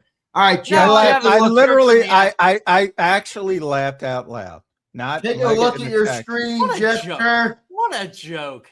Where does Nick Sirianni rank on this list? That would be 18 behind Jesse Minter at 15. Who's never coached a game, by the way. By the way, these people are considered the smart people in the NFL. Andy Reid should be number 1 to start. So let's agreed. Come on. Like, I'm tired of the love for some of these coaches. Sean McVay is a good coach. If he doesn't have the talent he has, come on. What are we doing here? Like, why are we even ranking these guys? How does Nick Sirianni end up 18th? 18 behind Jesse Minter. I want to make it real quick. It wasn't a ranking; it was a draft. So they were drafting coaches. Yeah, but what's the difference? You know what I How mean? do we know if Jesse Minter's even going to be a good coach? It's slightly different than a ranking, but John, what is the difference? Well, the difference is maybe you like is Shanahan, but Rosenthal took him. And maybe you like Peyton, but Roderick took him. Right. I Maybe guess you like, people you have know, preferences or styles. That's fair. All right. it's the same as the NFL drafts. People have different evaluations of different Well, if people. Roderick had the first pick, she's taking Sean McVay because that's who she covered. Oh yeah, no question there. But I don't have a problem with McVay, number one. By the way, I don't either, but I think Yeah. Andy Reid's, if you're going all time here, Andy Reid's a better coach. who would you take, McVay or Shanahan? McVay. He's got Yeah, one. Yeah, I'd take McVay. I mean, I'd have Sean McVay in my top three. Back to John. if I got to hire, it's interesting. If I got to hire a head coach, who would I hire? That's my question. And I would not hire Sean McVay or Kyle Shanahan. How about a Krause, McMullen, Kerr coaching draft? Maybe we ought to do that. My God. Who's my quarterback? Can I pick my all-star team? I'm trying to say, of the current coaches, who would I hire? Who would I hire? I'd still hire Andy. I'd still hire Andy. Yes, I would. That's my answer. And then second, I'd probably go, even though I dislike him, I'd probably go Sean Payton. Second. Yeah, Sean Payton's pretty good. Dang, I mean, John, look, that's high. He wins. Well, because I'm evaluating it, like I'm not worried about scheme. If you hire a scheme, you're doing it wrong. Right, here's the list of names. And then I would go Mike McDonald. Let me say this. I would hire Kyle Shanahan, but I would force him to have a big time game management guy who he allowed to run the thing. Then I would hire him. Okay. He'd be my number one. How is Kevin Stefanski 24th? A two-time coach of the year. Yeah. Come on. Well, what are we doing? Yeah, but isn't that award kind of bullshit? I mean, Brian Dable won that award too. You know what I mean? Like, Andy Reid won it twice. If you win 8 games with a shit team, it's a different style. That's the point. If you overachieve, but to me, that's the identity of good coaching. Like you have 6-win talent, you win 8 games. It used to be, and John remembers this. Like if you won like 12, 13 games, you had a really good shot at winning coach of the year. It didn't matter if your team's good or not. Well, they don't like to give it to teams that are expected to be good. It's always the team. Andy did win. Andy did win it though. Yeah, but they also lost his top 2 quarterbacks. Yeah. The year he and did. Belichick the same way. They never considered Belichick because they won, all the time. Harbaugh's a guy I would hire. Because I want. That's a good hire by the Giants. I want CEO could. I've said it for 20 years. I want somebody to run my team, not run my offense. Nick Sirianni's the CEO coach. Works pretty well for him. Yeah. Pick your poison. You either want to suck at game management and get praised, or you want to be a good overall head coach. Well, and people I want to win. I'm with you. I'm just saying. But the Ravens got rid of Harbaugh. I said it, when the Ravens got rid of Harbaugh, you better find someone better because it's hard to do. But, because people think I like Nick, and I do like Nick, and I'm making excuses for him, all those nonsense people. Again, I've been preaching CEO coaches before I even knew the name Nick Sirianni. Literally. I didn't know who the fuck he was. It goes back to what you said before I came on. Do you want to win? Because he wins. Is that the goal? The goal is to win. It should be. Yeah. The guy's got a 700 winning percentage. I've worked with CEO coaches. I'm going to tell. I say this. I've worked with them because I do coach basketball. All right. Here's a question. I'm just saying those guys, those CEO coaches know everything. All right, every single thing that's going on. Here's a question for you both. And let's just use the Rams. Or we could take any of the top. Take the Niners, the Rams, the Chiefs, any of the coaches that are top there. If you switched that coach and Nick Sirianni, do you believe that Nick Sirianni would have the same level of success as they've had where they are, or they would have the same level of success that Nick has had in Philly? Well, where are we switching Nick to, though? Let's do the Rams for now. Okay. That's a tough one though because they're both super successful. So I think the Rams would still win with Nick, and I think the Eagles would still win with McVay. All right. So what about who would be a good comp here? But here's the thing, though, Zander. Would Jalen Hurts be McVay's quarterback? No, I think McVay. Yeah, I think Nick would have a much easier time coaching the Rams than McVay would have coaching the Eagles. I agree because because of the style of the Eagles play. Yeah. See, I also think Les Snead. I'm under the I also think impression Les Snead lets McVay do what he wants.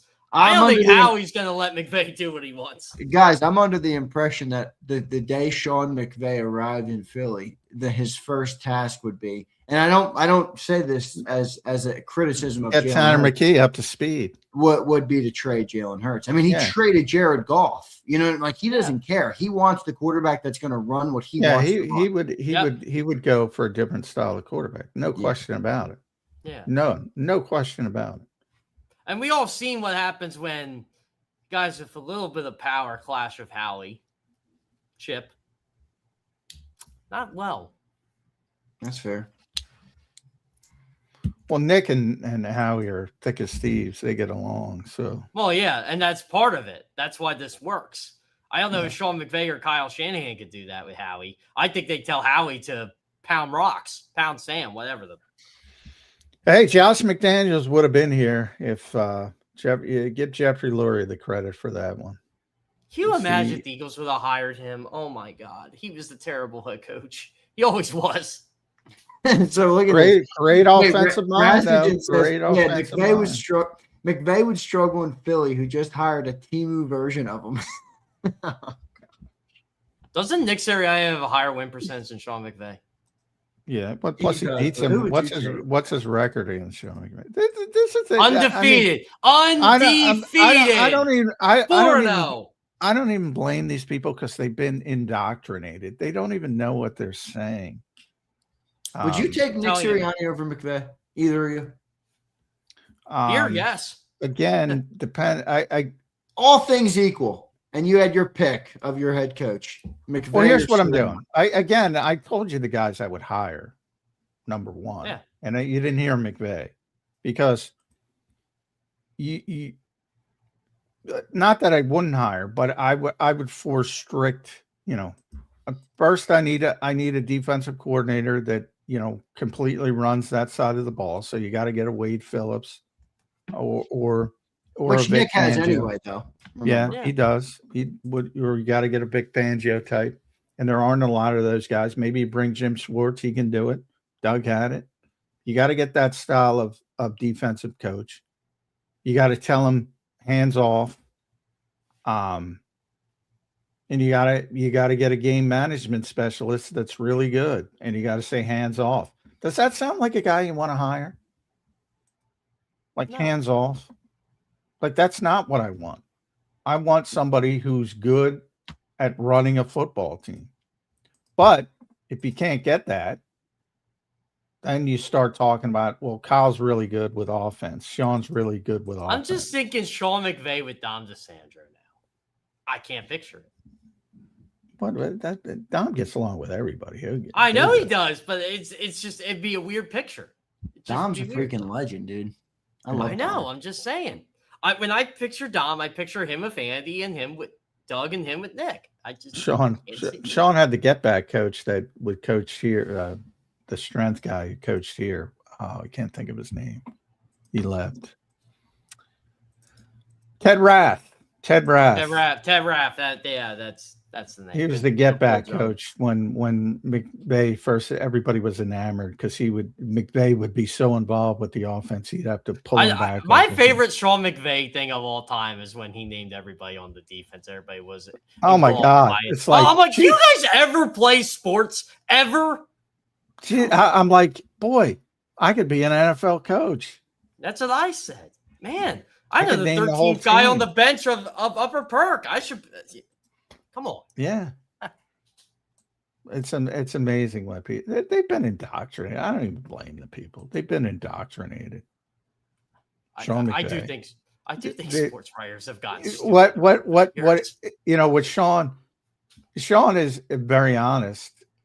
And by the way, he's a very good coach. He's very honest. And, he runs 7 to 10 passing concepts through different personnel, different formations, calls it the illusion of complexity. His words, not mine. And they all think he's running, Bill Walsh stuff. It's like college bullshit, simplified crap. Because you have to. It's not his fault. Yeah. That's the game now. Yeah. But they've been indoctrinated. But there's a reason Vic Fangio usually has his number. And it's not just Philly. He's done this, by the way. It's multiple stops, Vic Fangio. Oh, yeah, he did it in Chicago. Belichick copied what he did in Chicago because like 3-4 weeks prior to the Super Bowl, he completely shut him down. That was the best Rams offense statistically of his, era. They were blowing out everybody. And Vic completely shut them down in Chicago. And Belichick copied it. It was the 6-man front. He rolled it out. Yeah. Super Bowl 53. And he stopped the stretch. And all of a sudden, 3rd and long became a nightmare. And the rest is history. Boy, he was rattled. They had 3 points in a Super Bowl. 3 points. He was rattled after that Super Bowl. Jeff, question for you. Are you intrigued, optimistic about the latest Jeremy Fowler report that says that Sean Mannion and Jalen Hurts are hitting it off? This comes a month after Jeremy Fowler also wrote the report that Jalen Hurts is at a crossroads this season. I'm ready for Jalen Hurts to tell Martin Frank in a month 95% of the offense is new. Terminology, yeah. Look, it's May. I get along with everybody in May. Yeah, my favorite. Your guy had my favorite interview of the offseason because he was in. Saquon is very professional. I forget where he's doing the interview, and he's talking up Sean Mannion because he's a pro. He knows what to do. Saquon might be the best Eagles player about handling the media. And he knows what to say. Been trained very well. Yeah. And he's like, I love the guy. I'm so excited about the offense, all that stuff. And then they tried to bear down and say, well, what do you like about the offense? Well, we really haven't talked. We're not allowed to talk. We haven't really done anything yet. I mean, it's the off season, as Jeff said. Hey, hopefully they're getting along. Why wouldn't they get along? I'd be getting along with them too. It's May. Nothing's failed yet. Yeah.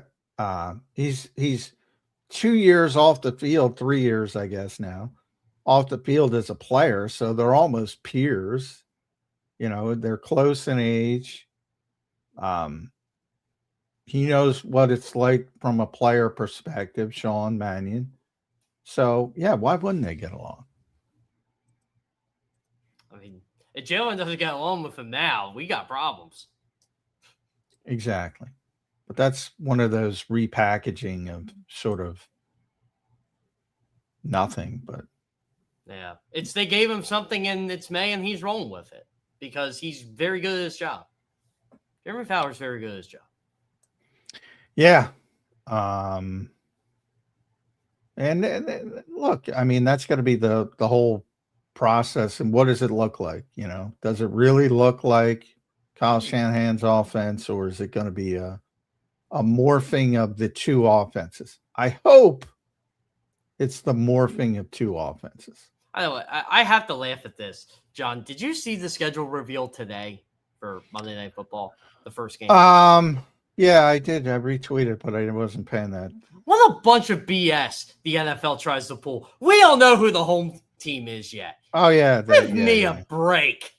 Yeah. Broncos, Chiefs. Chiefs. The draft. Broncos, Chiefs. We don't know the home team is yet. Give me a break. Yeah, why do they do that? I don't know.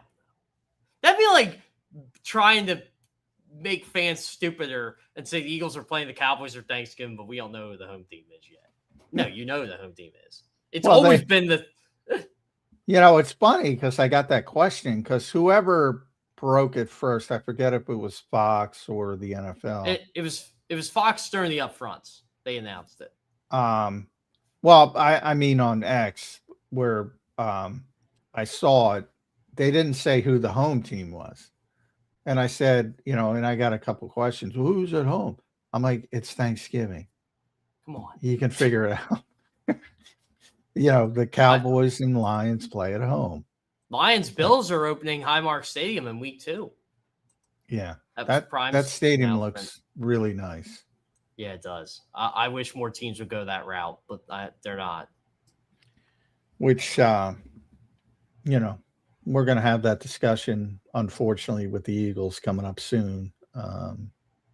And where they're probably going to stay in South Philadelphia because that's the way it always worked. You saw what the Sixers did with all that bullshit in Center City. Yeah. By the way, that's also why Sixers fans are so upset. They spent for years wondering if they were going to Center City or not and fighting that for them to come back anyway. Yeah, I don't think they cared about that. Do you? Nobody cares. I think some of them do because they don't like Harris. I love it being in South Philly.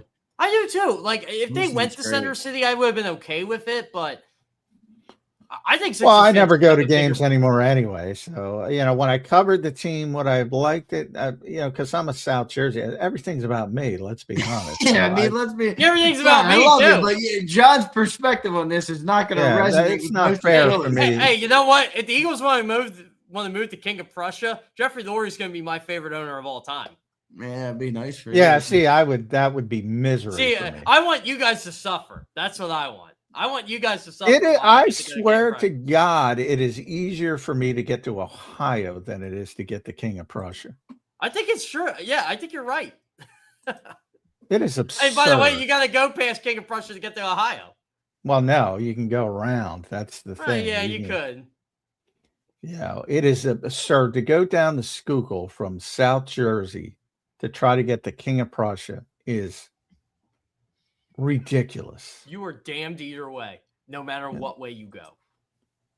It's not tenable. It's like, I remember we had a thing at Screwballs and your dad wanted me out there. I'm trying to get there. It's impossible. You just sit in traffic for hours. I'm used to it. The PGA Championships is at Ronick this week. I'm so happy. I don't have to go to King of Prussia. I don't have to go to Philly if I want to go. Boom, 252, and I'm in. I love it.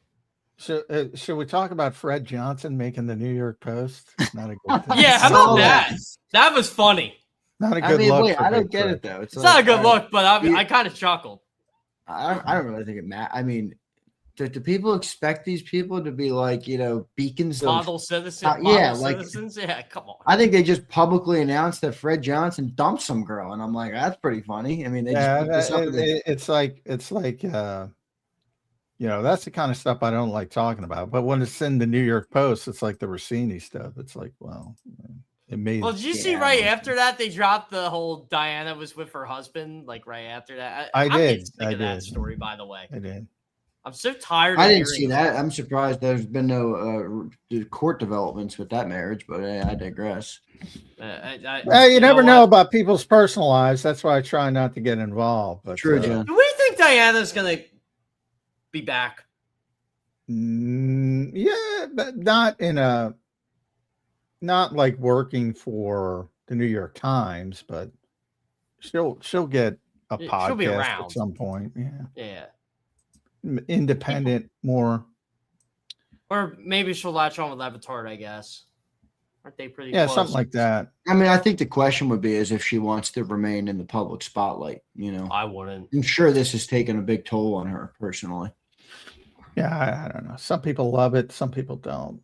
I just don't get the whole literal from it. I'm like, whatever. I just don't care. I tell you what I didn't care about. I didn't care about Fred Johnson. I mean, that's how I was. I was just like, Big Fred. You think that makes Markel Bell more likely to be the swing? No, I don't. No, I don't think it matters even one iota. Big Fred. Sorry, Big Fred, if you're listening. He's a good dude. Well, he is a good dude. I like. Well, we like him. Yeah. But I always say, and that's the thing. Like, and I'm sure, Jeff, what happened to Darren Sharper, who was a great safety for a long time. A long time. I mean, and what I'm talking about, you don't know about people's personal lives. I mean, I would have told you that Darren Sharper was a tremendous guy. I mean, just an awesome dude. Yeah. It's look, from my interactions with him, I mean, maybe a top 10 person to deal with from a media perspective. And he's in prison now for, I don't know, raping. It wasn't a couple things he did. Well, that's what he's in prison for. Until June 17th, 1994, people had a different opinion of O.J. Simpson too. Yeah. But even though that would not have been the guy I bet on to go out and do what he did. But you never know, man. I really do feel for some athletes today. Like Alec Boehm's going through a lot of shit right now, a lot of shit. And the fact that people are just being Twitter detectives and oh, not a surprise, Alec Boehm ain't wearing pink today on Mother's Day. I'm like, I don't know what's going on. I don't think he ever had pink on Mother's Day. There's lawsuit with his parents about his finance and stuff. I mean, there's so much shit that people have to go through. And trust me, he's going through it. Like, I didn't read that much into that story to be able to deem how I feel about it, but I did see that he's involved in a lawsuit with his parents over the handling of his finances, I guess, or something. Yeah, a lot, and I'll just say a lot of it is personal. It has to do with who he's seeing and stuff like that and all that. If Alec Boehm pays you, and when you make a lot of money, hey, there's people. Money changes things. It does. Yeah. Anyway, strange tangent. Let's get it back on this season. That's why I like McMullen. I make no money and he still talks to me. You and me both, Jeff. Yeah.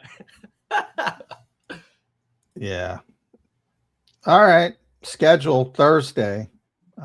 Christmas. Yep.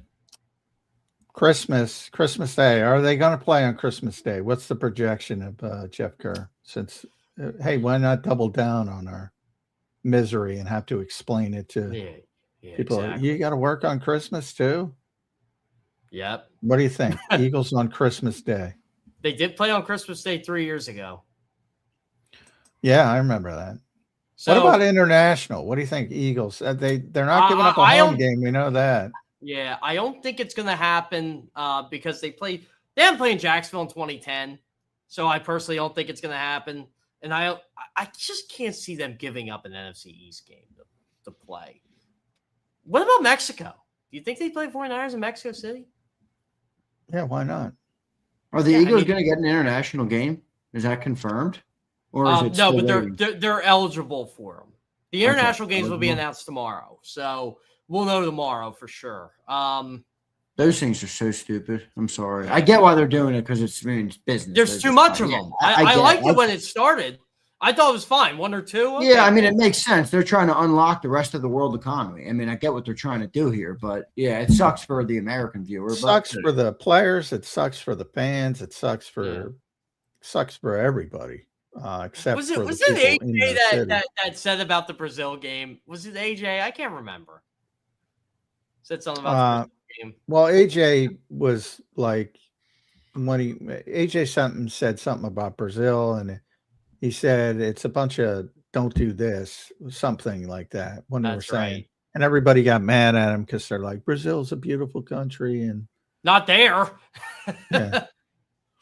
Don't wander into the favelas. I have a really good friend from Brazil, and you know who he is, John Oscar Buda, and he's been. Well, Brazil why are people so times. sensitive about everything? Like they AJ are. Brown can't have an opinion about playing an international game now. It's like no.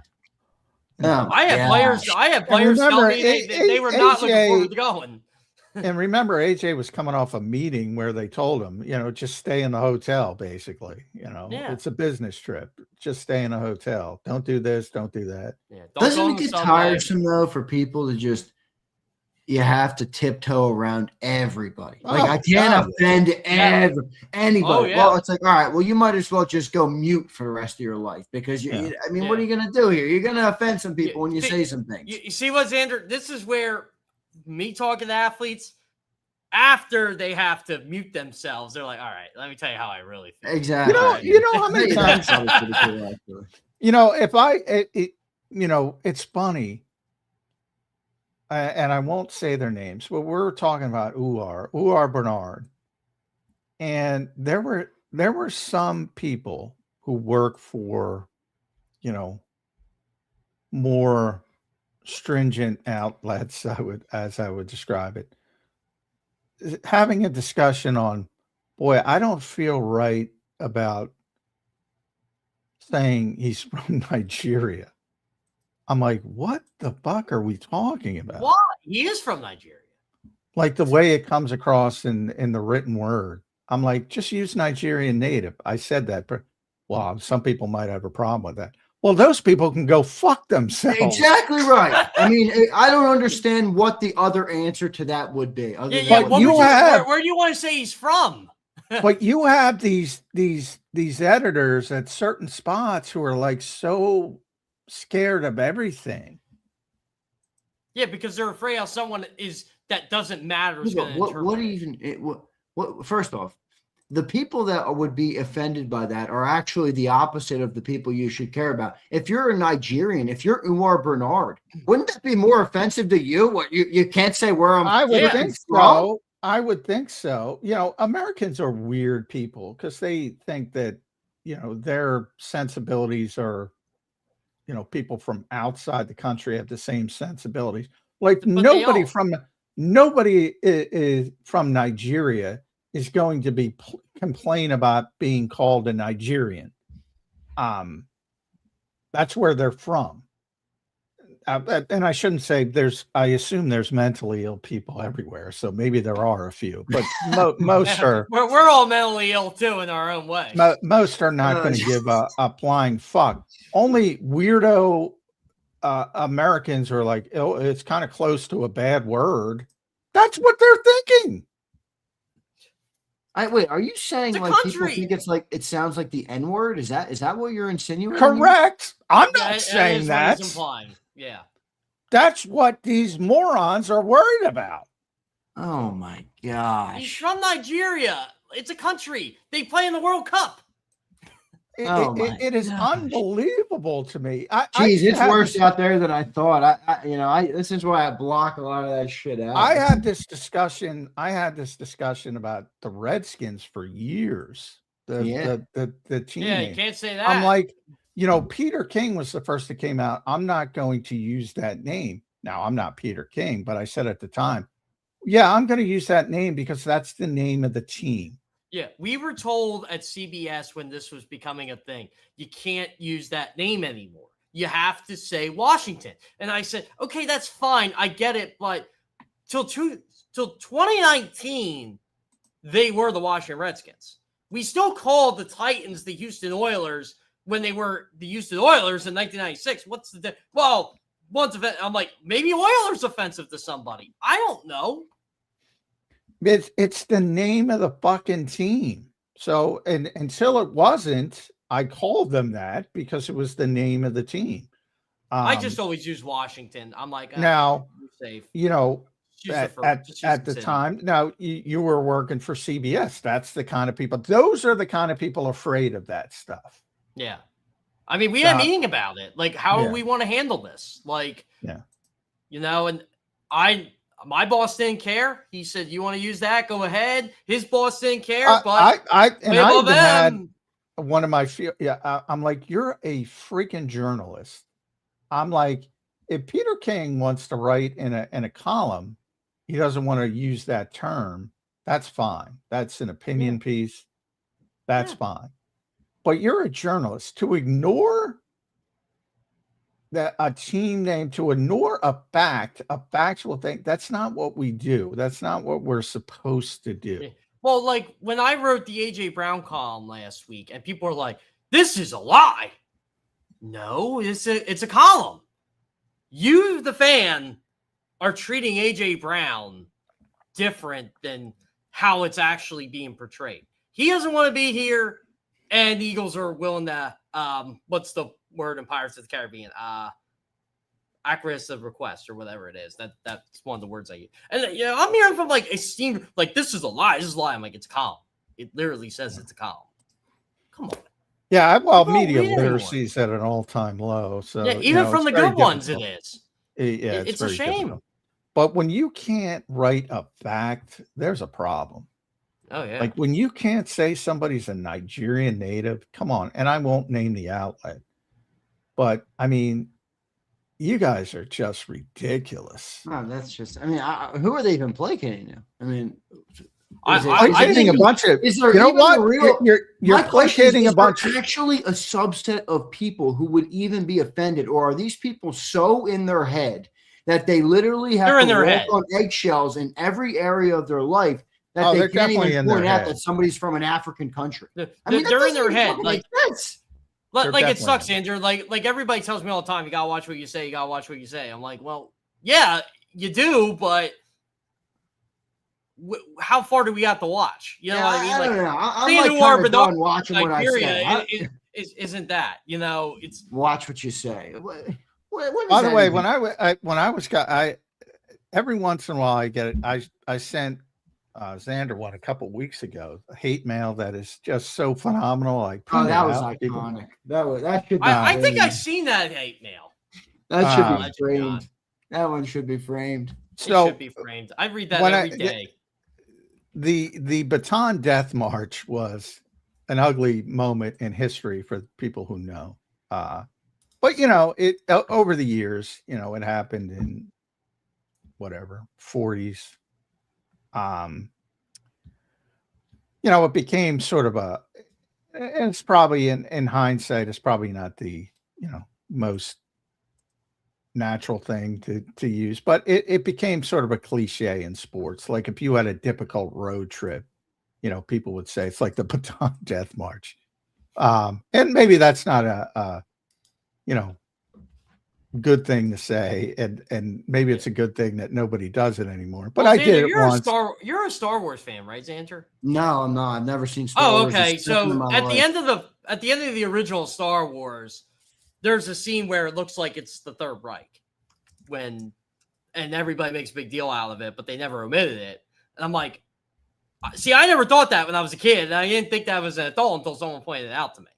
So I don't know, Yeah. So anyway, I got this long, involved email about how dare you compare an NBA road trip to the Baton Death March. I had to write him back. I said, yeah, look, man, it's not that serious. It's sports, but I get it.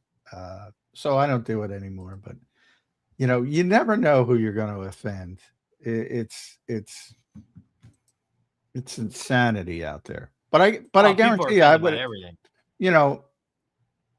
I guarantee and I'm grateful for the platform I have, but if I had a larger platform, I would have been fired 15 times over for some of the shit I say.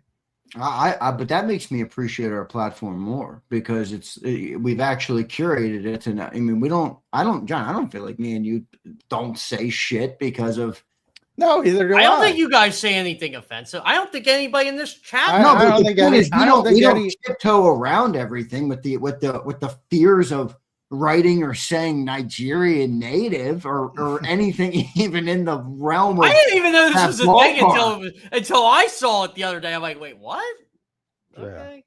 I mean, that feels like a fifth grader sitting around and learning the countries of the world. This society is very different. I'll just say that. Crazy. I just remember well, you're trying to placate a bunch of uneducated people. I'm like, what? Yeah. I remember. I think I said last year there was like a hidden message Jalen Hurts was trying to convey, and people immediately thought I was like being a racist. I'm like, yeah, okay, turn it off. Well, yeah, Just turn yeah, and off people Twitter. throw that, and they try to scare you by throwing that word around, the R word. And Yeah. I'm like, you know, you- whatever. I showed that to a couple friends who know that I'm not, and from another ethnicity, and they laughed. They're like, "Man, this thing is not real. Twitter cannot be Don't real." give it any credence, Jeff. Never give it any credence. Yeah, It's all I good. know. that- But they well, thought it was funny. X is definitely not real. You know, you have this whole, they just complain about everything. That's their whole lives. Mhm. Yeah, it is, and it's a shame. Like we can't do our jobs because of it.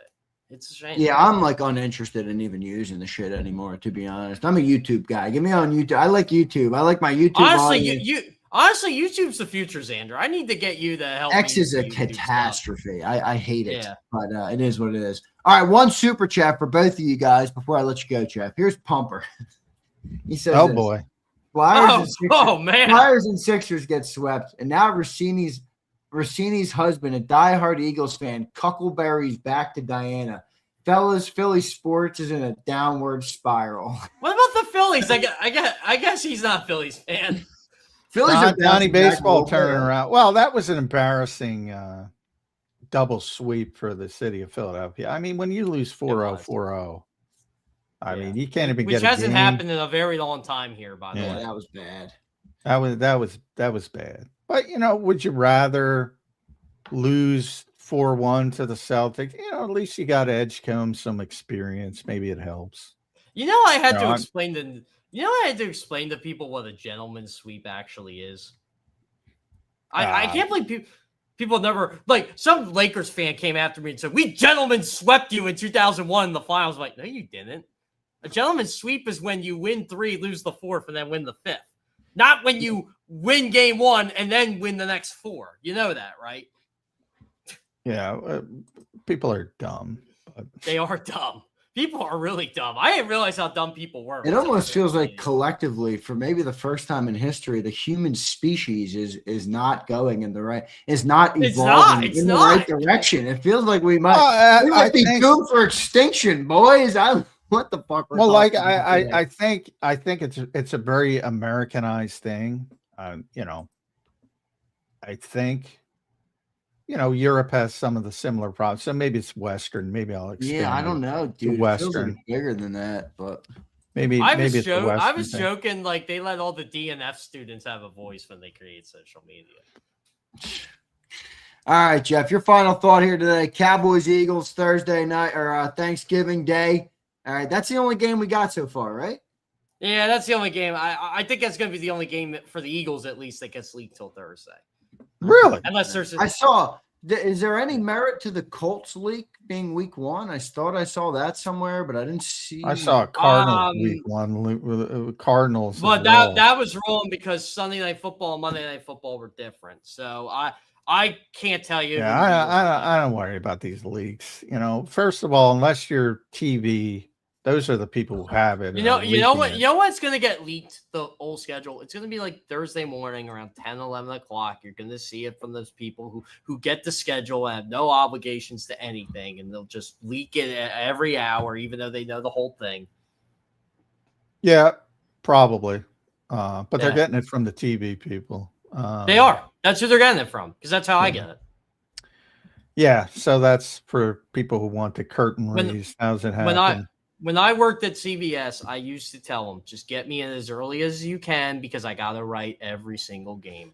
Just get it. Jeff, I saw you post something. Are you doing something with CBS again? I am doing some content creation for Paramount Plus. Promote that here, my man. This is your platform to promote it, brother.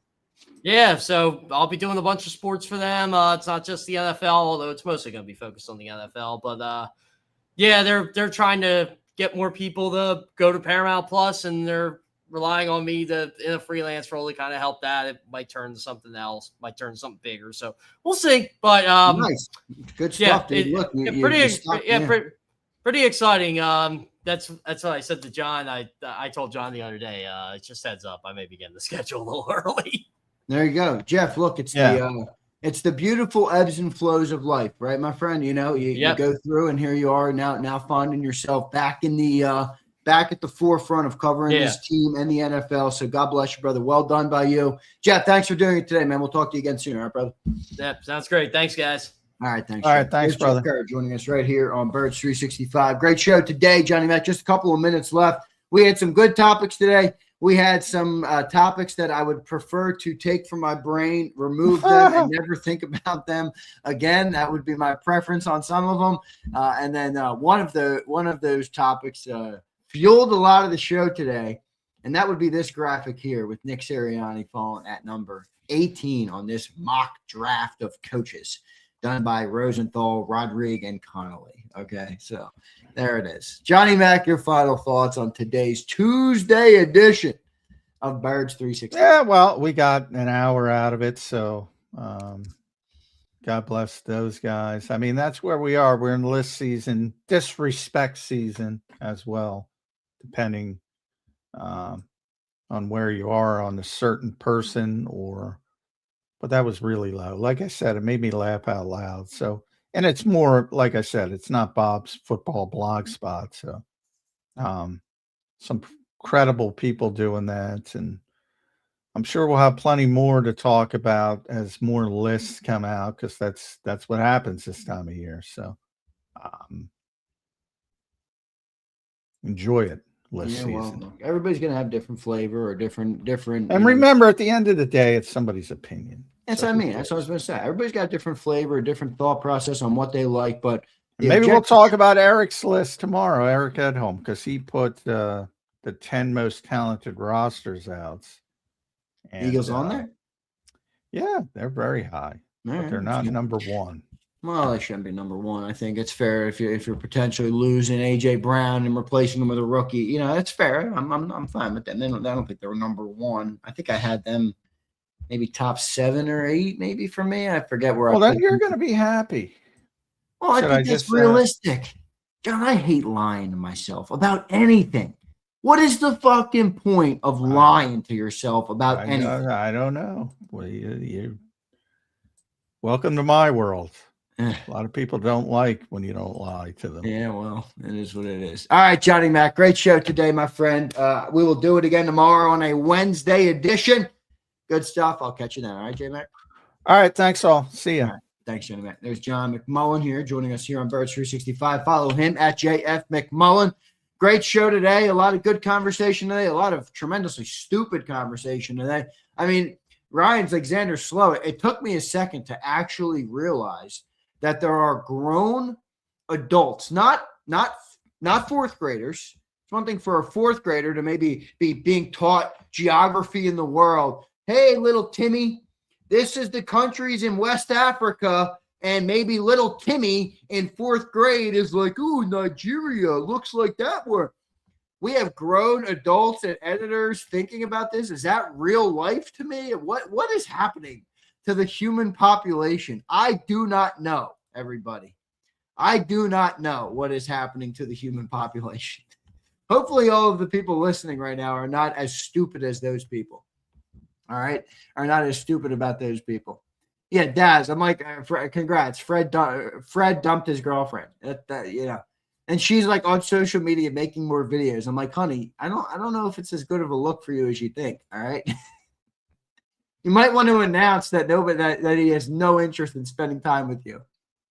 You might be hurting your stock there, honey. So it is what it is. Probably the same people. There you go, Gary. I agree, dude. I agree. The same stunads who put Nick at 18. It's like Prince. This guy, Prince. I don't know what the fuck's gotten into this guy. Nick is a bottom of the league coach. What? You don't have to like him, but what? How is he bottom of the league? There's not a single metric that has him that would point to him being a bottom of the league guy. But here comes a bunch of you goobers. Here comes a bunch of you goobers who think Nick Sirianni is a stiff. I don't think Nick Sirianni is like the greatest coach ever. That's for sure. But he's definitely not a stiff.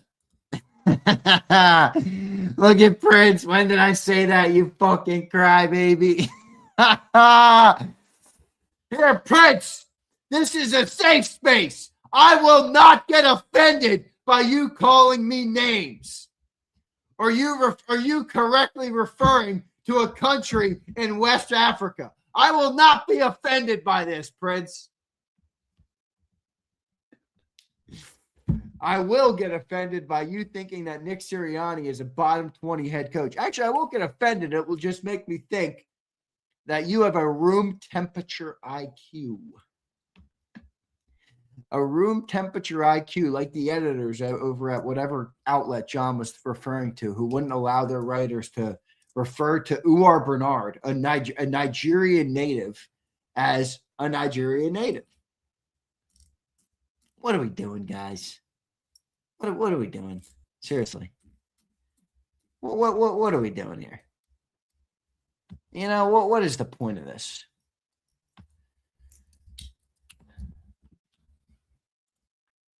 Here's Gary. All these Vince Lombardi homers act like they know more about him than his record and say Nick shouldn't be rated as buyer. Gary, it's so true. A bunch of people, well, he's not Vince Lombardi. Meanwhile, these people have no freaking clue about Vince Lombardi. Me included.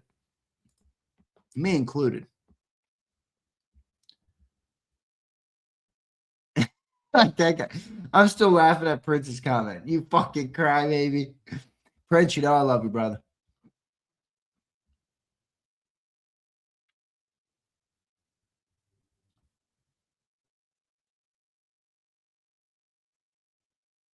Anybody watch the roast of Kevin? No, I heard it. I'm not a big roast guy. Yeah, I don't really care to watch some. I don't really care. I don't know. I've never been humored by like the roasting. I guess like intra friend group, it's funny, or like when you see like those Italian, like the hardcore Italians that love shitting on each other. I guess that's funny, but I don't know. Roast have not been for me. What was the roast that everybody loved a couple years ago? Was it the Brady roast, the roast of Tom Brady? Yeah, I didn't think that was all that good either. Keith says it was hilarious. Keith, what up, brother? Hope you're doing well, man. Good to see you. Yeah, the Tom Brady roast. Here's Rasputin. I'm not going to say Sirianni deserves to be at 18, but J-Mac painting him as some kind of puppet mastermind is annoying. Well, Rasputin, I mean, he's been pretty damn successful in Philly. I get it. It's not only him, but not only the coach anywhere.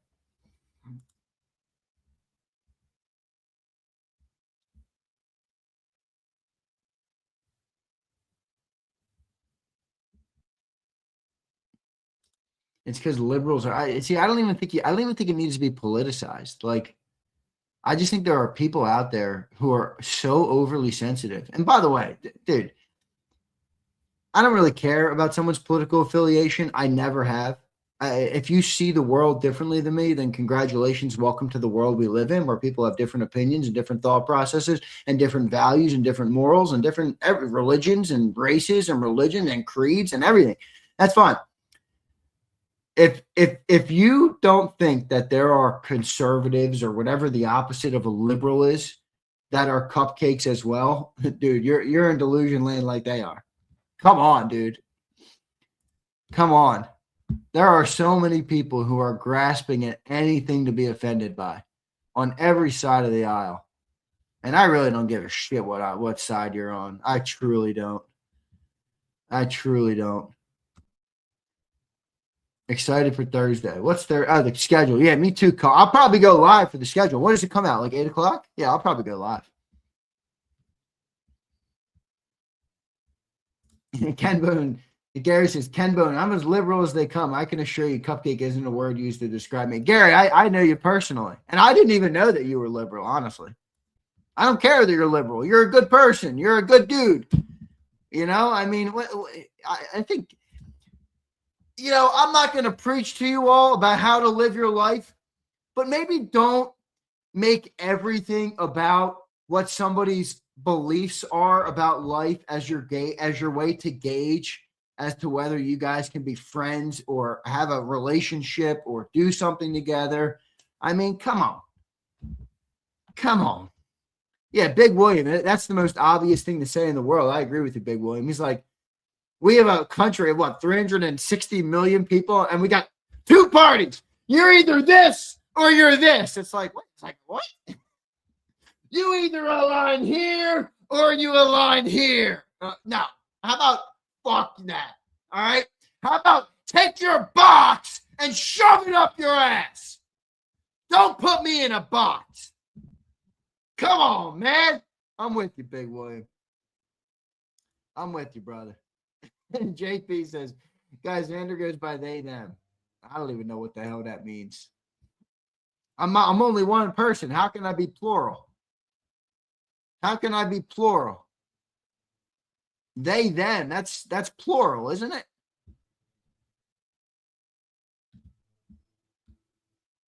Isn't that plural? What do you mean they, them?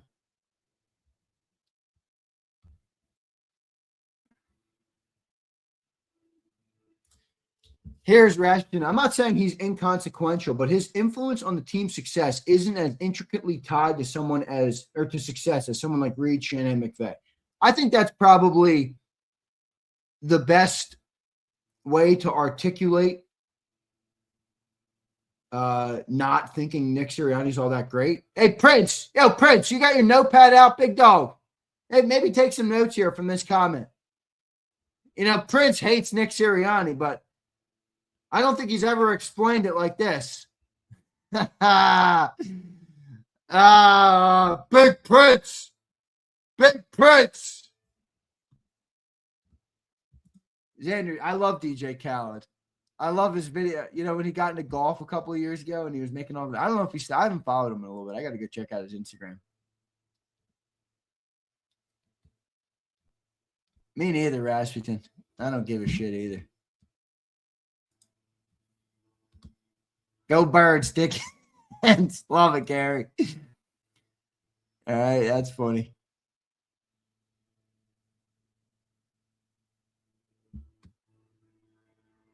That's funny. Somebody called me a plural today. I don't even know what that means.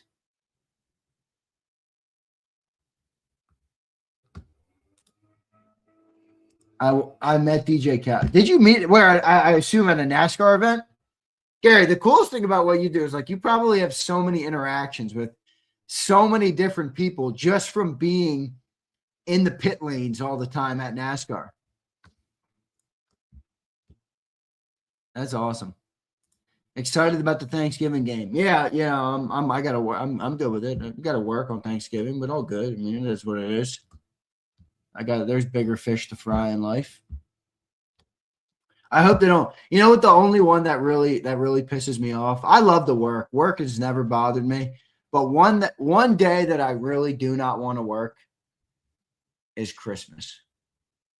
It's Christmas, not Christmas Eve, not the day after Christmas. The Christmas day. I'm hopeful that the Eagles don't play on Christmas Day, but it is what it is. Michael says, other than the home opener, what games you going to? I think I'll only go to the home opener probably, Michael. I mean, I work, you know what I mean? Like, those are big work days for me, dude. Like, those are big revenue days for me. They're big viewership days for me. Like, those are days that I really have to kind of be on my P's and Q's about working and making output and making money and building my business. So, as fun as being at the home opener would be, and there probably is some benefit I would reap, right? I could get content done at the lots or whatever. There is some benefit I would reap from that. I don't know that the juice is worth the squeeze. Like, I gotta, you know what I mean? Like, those are big days for me, man. Like, even in the last 3 years, like game days, draft day, those are monster days, you know, for our channel, for revenue, for metrics, for everything. So if they got a game to be played, like, I got to make sure I'm getting it done. So that's kind of how I feel about that, or at least my thought process on why I don't go to more games. Big William, I can't complain about it though, bro. You know, take Sills to a game and go live. That'd be fun. It's not that easy to go live. You know, some of these networks got these sick internet connections. I don't even understand, quite frankly, how they get them. I've looked into it. I got to call my guy at 6ABC. Holidays are for family. Sadly, money is prying. Yeah, it's true. Prince says, Rasp, I'm a Republican, bro. That's all due to tax. Yeah, Prince. Yeah. I can align with you on that, my guy. I got the biggest tax bill of my life sitting on my desk. You know, I am reluctant to send that check to the IRS. You guys got any pay? Hey, IRS, can I float this out a couple months?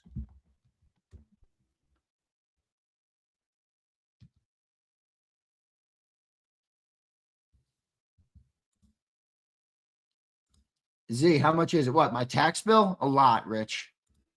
I guess it depends on who's listening and what your definition of a lot is, but for me, it's a lot.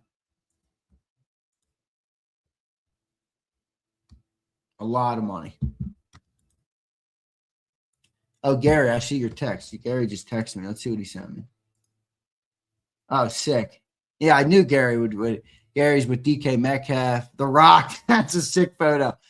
DJ Khaled.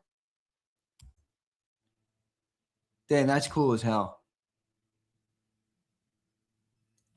That's cool as shit. I vote based on my wallet. That's a fair way to go about it. It is. Curtis, that's one I've never understood easily either. Like even mine, like mine's in here. Like I don't know if he's in here. I don't want to shit on him because I want him to be in here to be able to speak for himself. But it's like, dude, I know you like want all these things, but when has they ever shown you that like taxing the rich or whatever it is he thinks, I don't know what he thinks, is going to like actually do what you think it's going to do, like healthcare or whatever the case may be, which is fine. You want the government to provide healthcare. I don't think that's I don't think it's as realistic as people think. There's no such thing as a free lunch, as they say, but like they don't do that. They literally don't do that. They don't do anything with the tax dollars. So that's what I don't get about that. Like, bro, it's not like if they up the taxes, they're going to accomplish the things you want them to accomplish.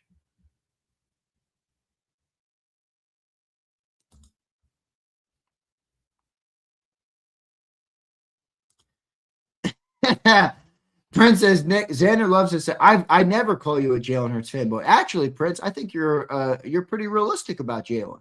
I think, Prince, that's where me and you maybe align the most. We understand that Jalen Hurts has extreme levels of success and deserves a good bit of credit for having a lot of success, because whether he has a great team around him or not, you're still the quarterback of the football team. And when you have success, some of that is on your shoulders, and he deserves a good bit of credit for that. We also don't sit here and act like he's, the greatest thing since sliced bread and is whatever, however you would phrase it. Come on, Prince. Prince, if you got Prince, if you got something to say to me about Nick Sirianni, say it with your fucking chest, guy.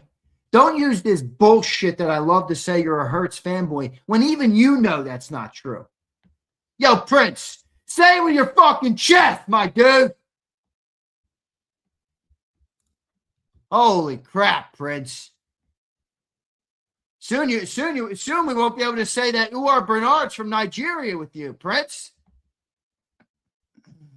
Oh, man.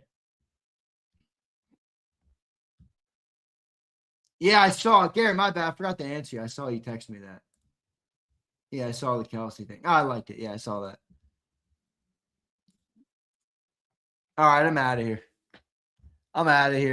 Here comes the Prince tears. We guys, we gotta get out of here before the Prince tears start flying. Prince, I love you, but man, when you start crying, there's nothing like the Prince tears. They fill up the chat, they fill up the show. Prince cries so much he makes sure that everybody knows that the Prince tears are out for the day. Here's Philly Don. What up, Don? Tony, what up, Tony? If they were to issue federal run insurance for everyone, you will see federal tax climb to 40% like it is in Canada. Good point, Don. As a smart guy right there. All right, I'm out of here. Like your Prince. What am I deflecting from, Prince? You don't like Nick Sirianni, dude. Fucking who cares? You know, Prince, you know what I have to say to you? Who gives a fuck what you think, Prince, about Nick Sirianni? All right? It's like people who tell me who cares what I think of Jalen. I think they're right. Who gives a rat's ass what I think of Jalen Hurts? The guy keeps winning. Who gives a shit what you think of Nick? And who gives a shit what I think of him? You know, opinions are like a-holes. Everybody's got one. All right, guys.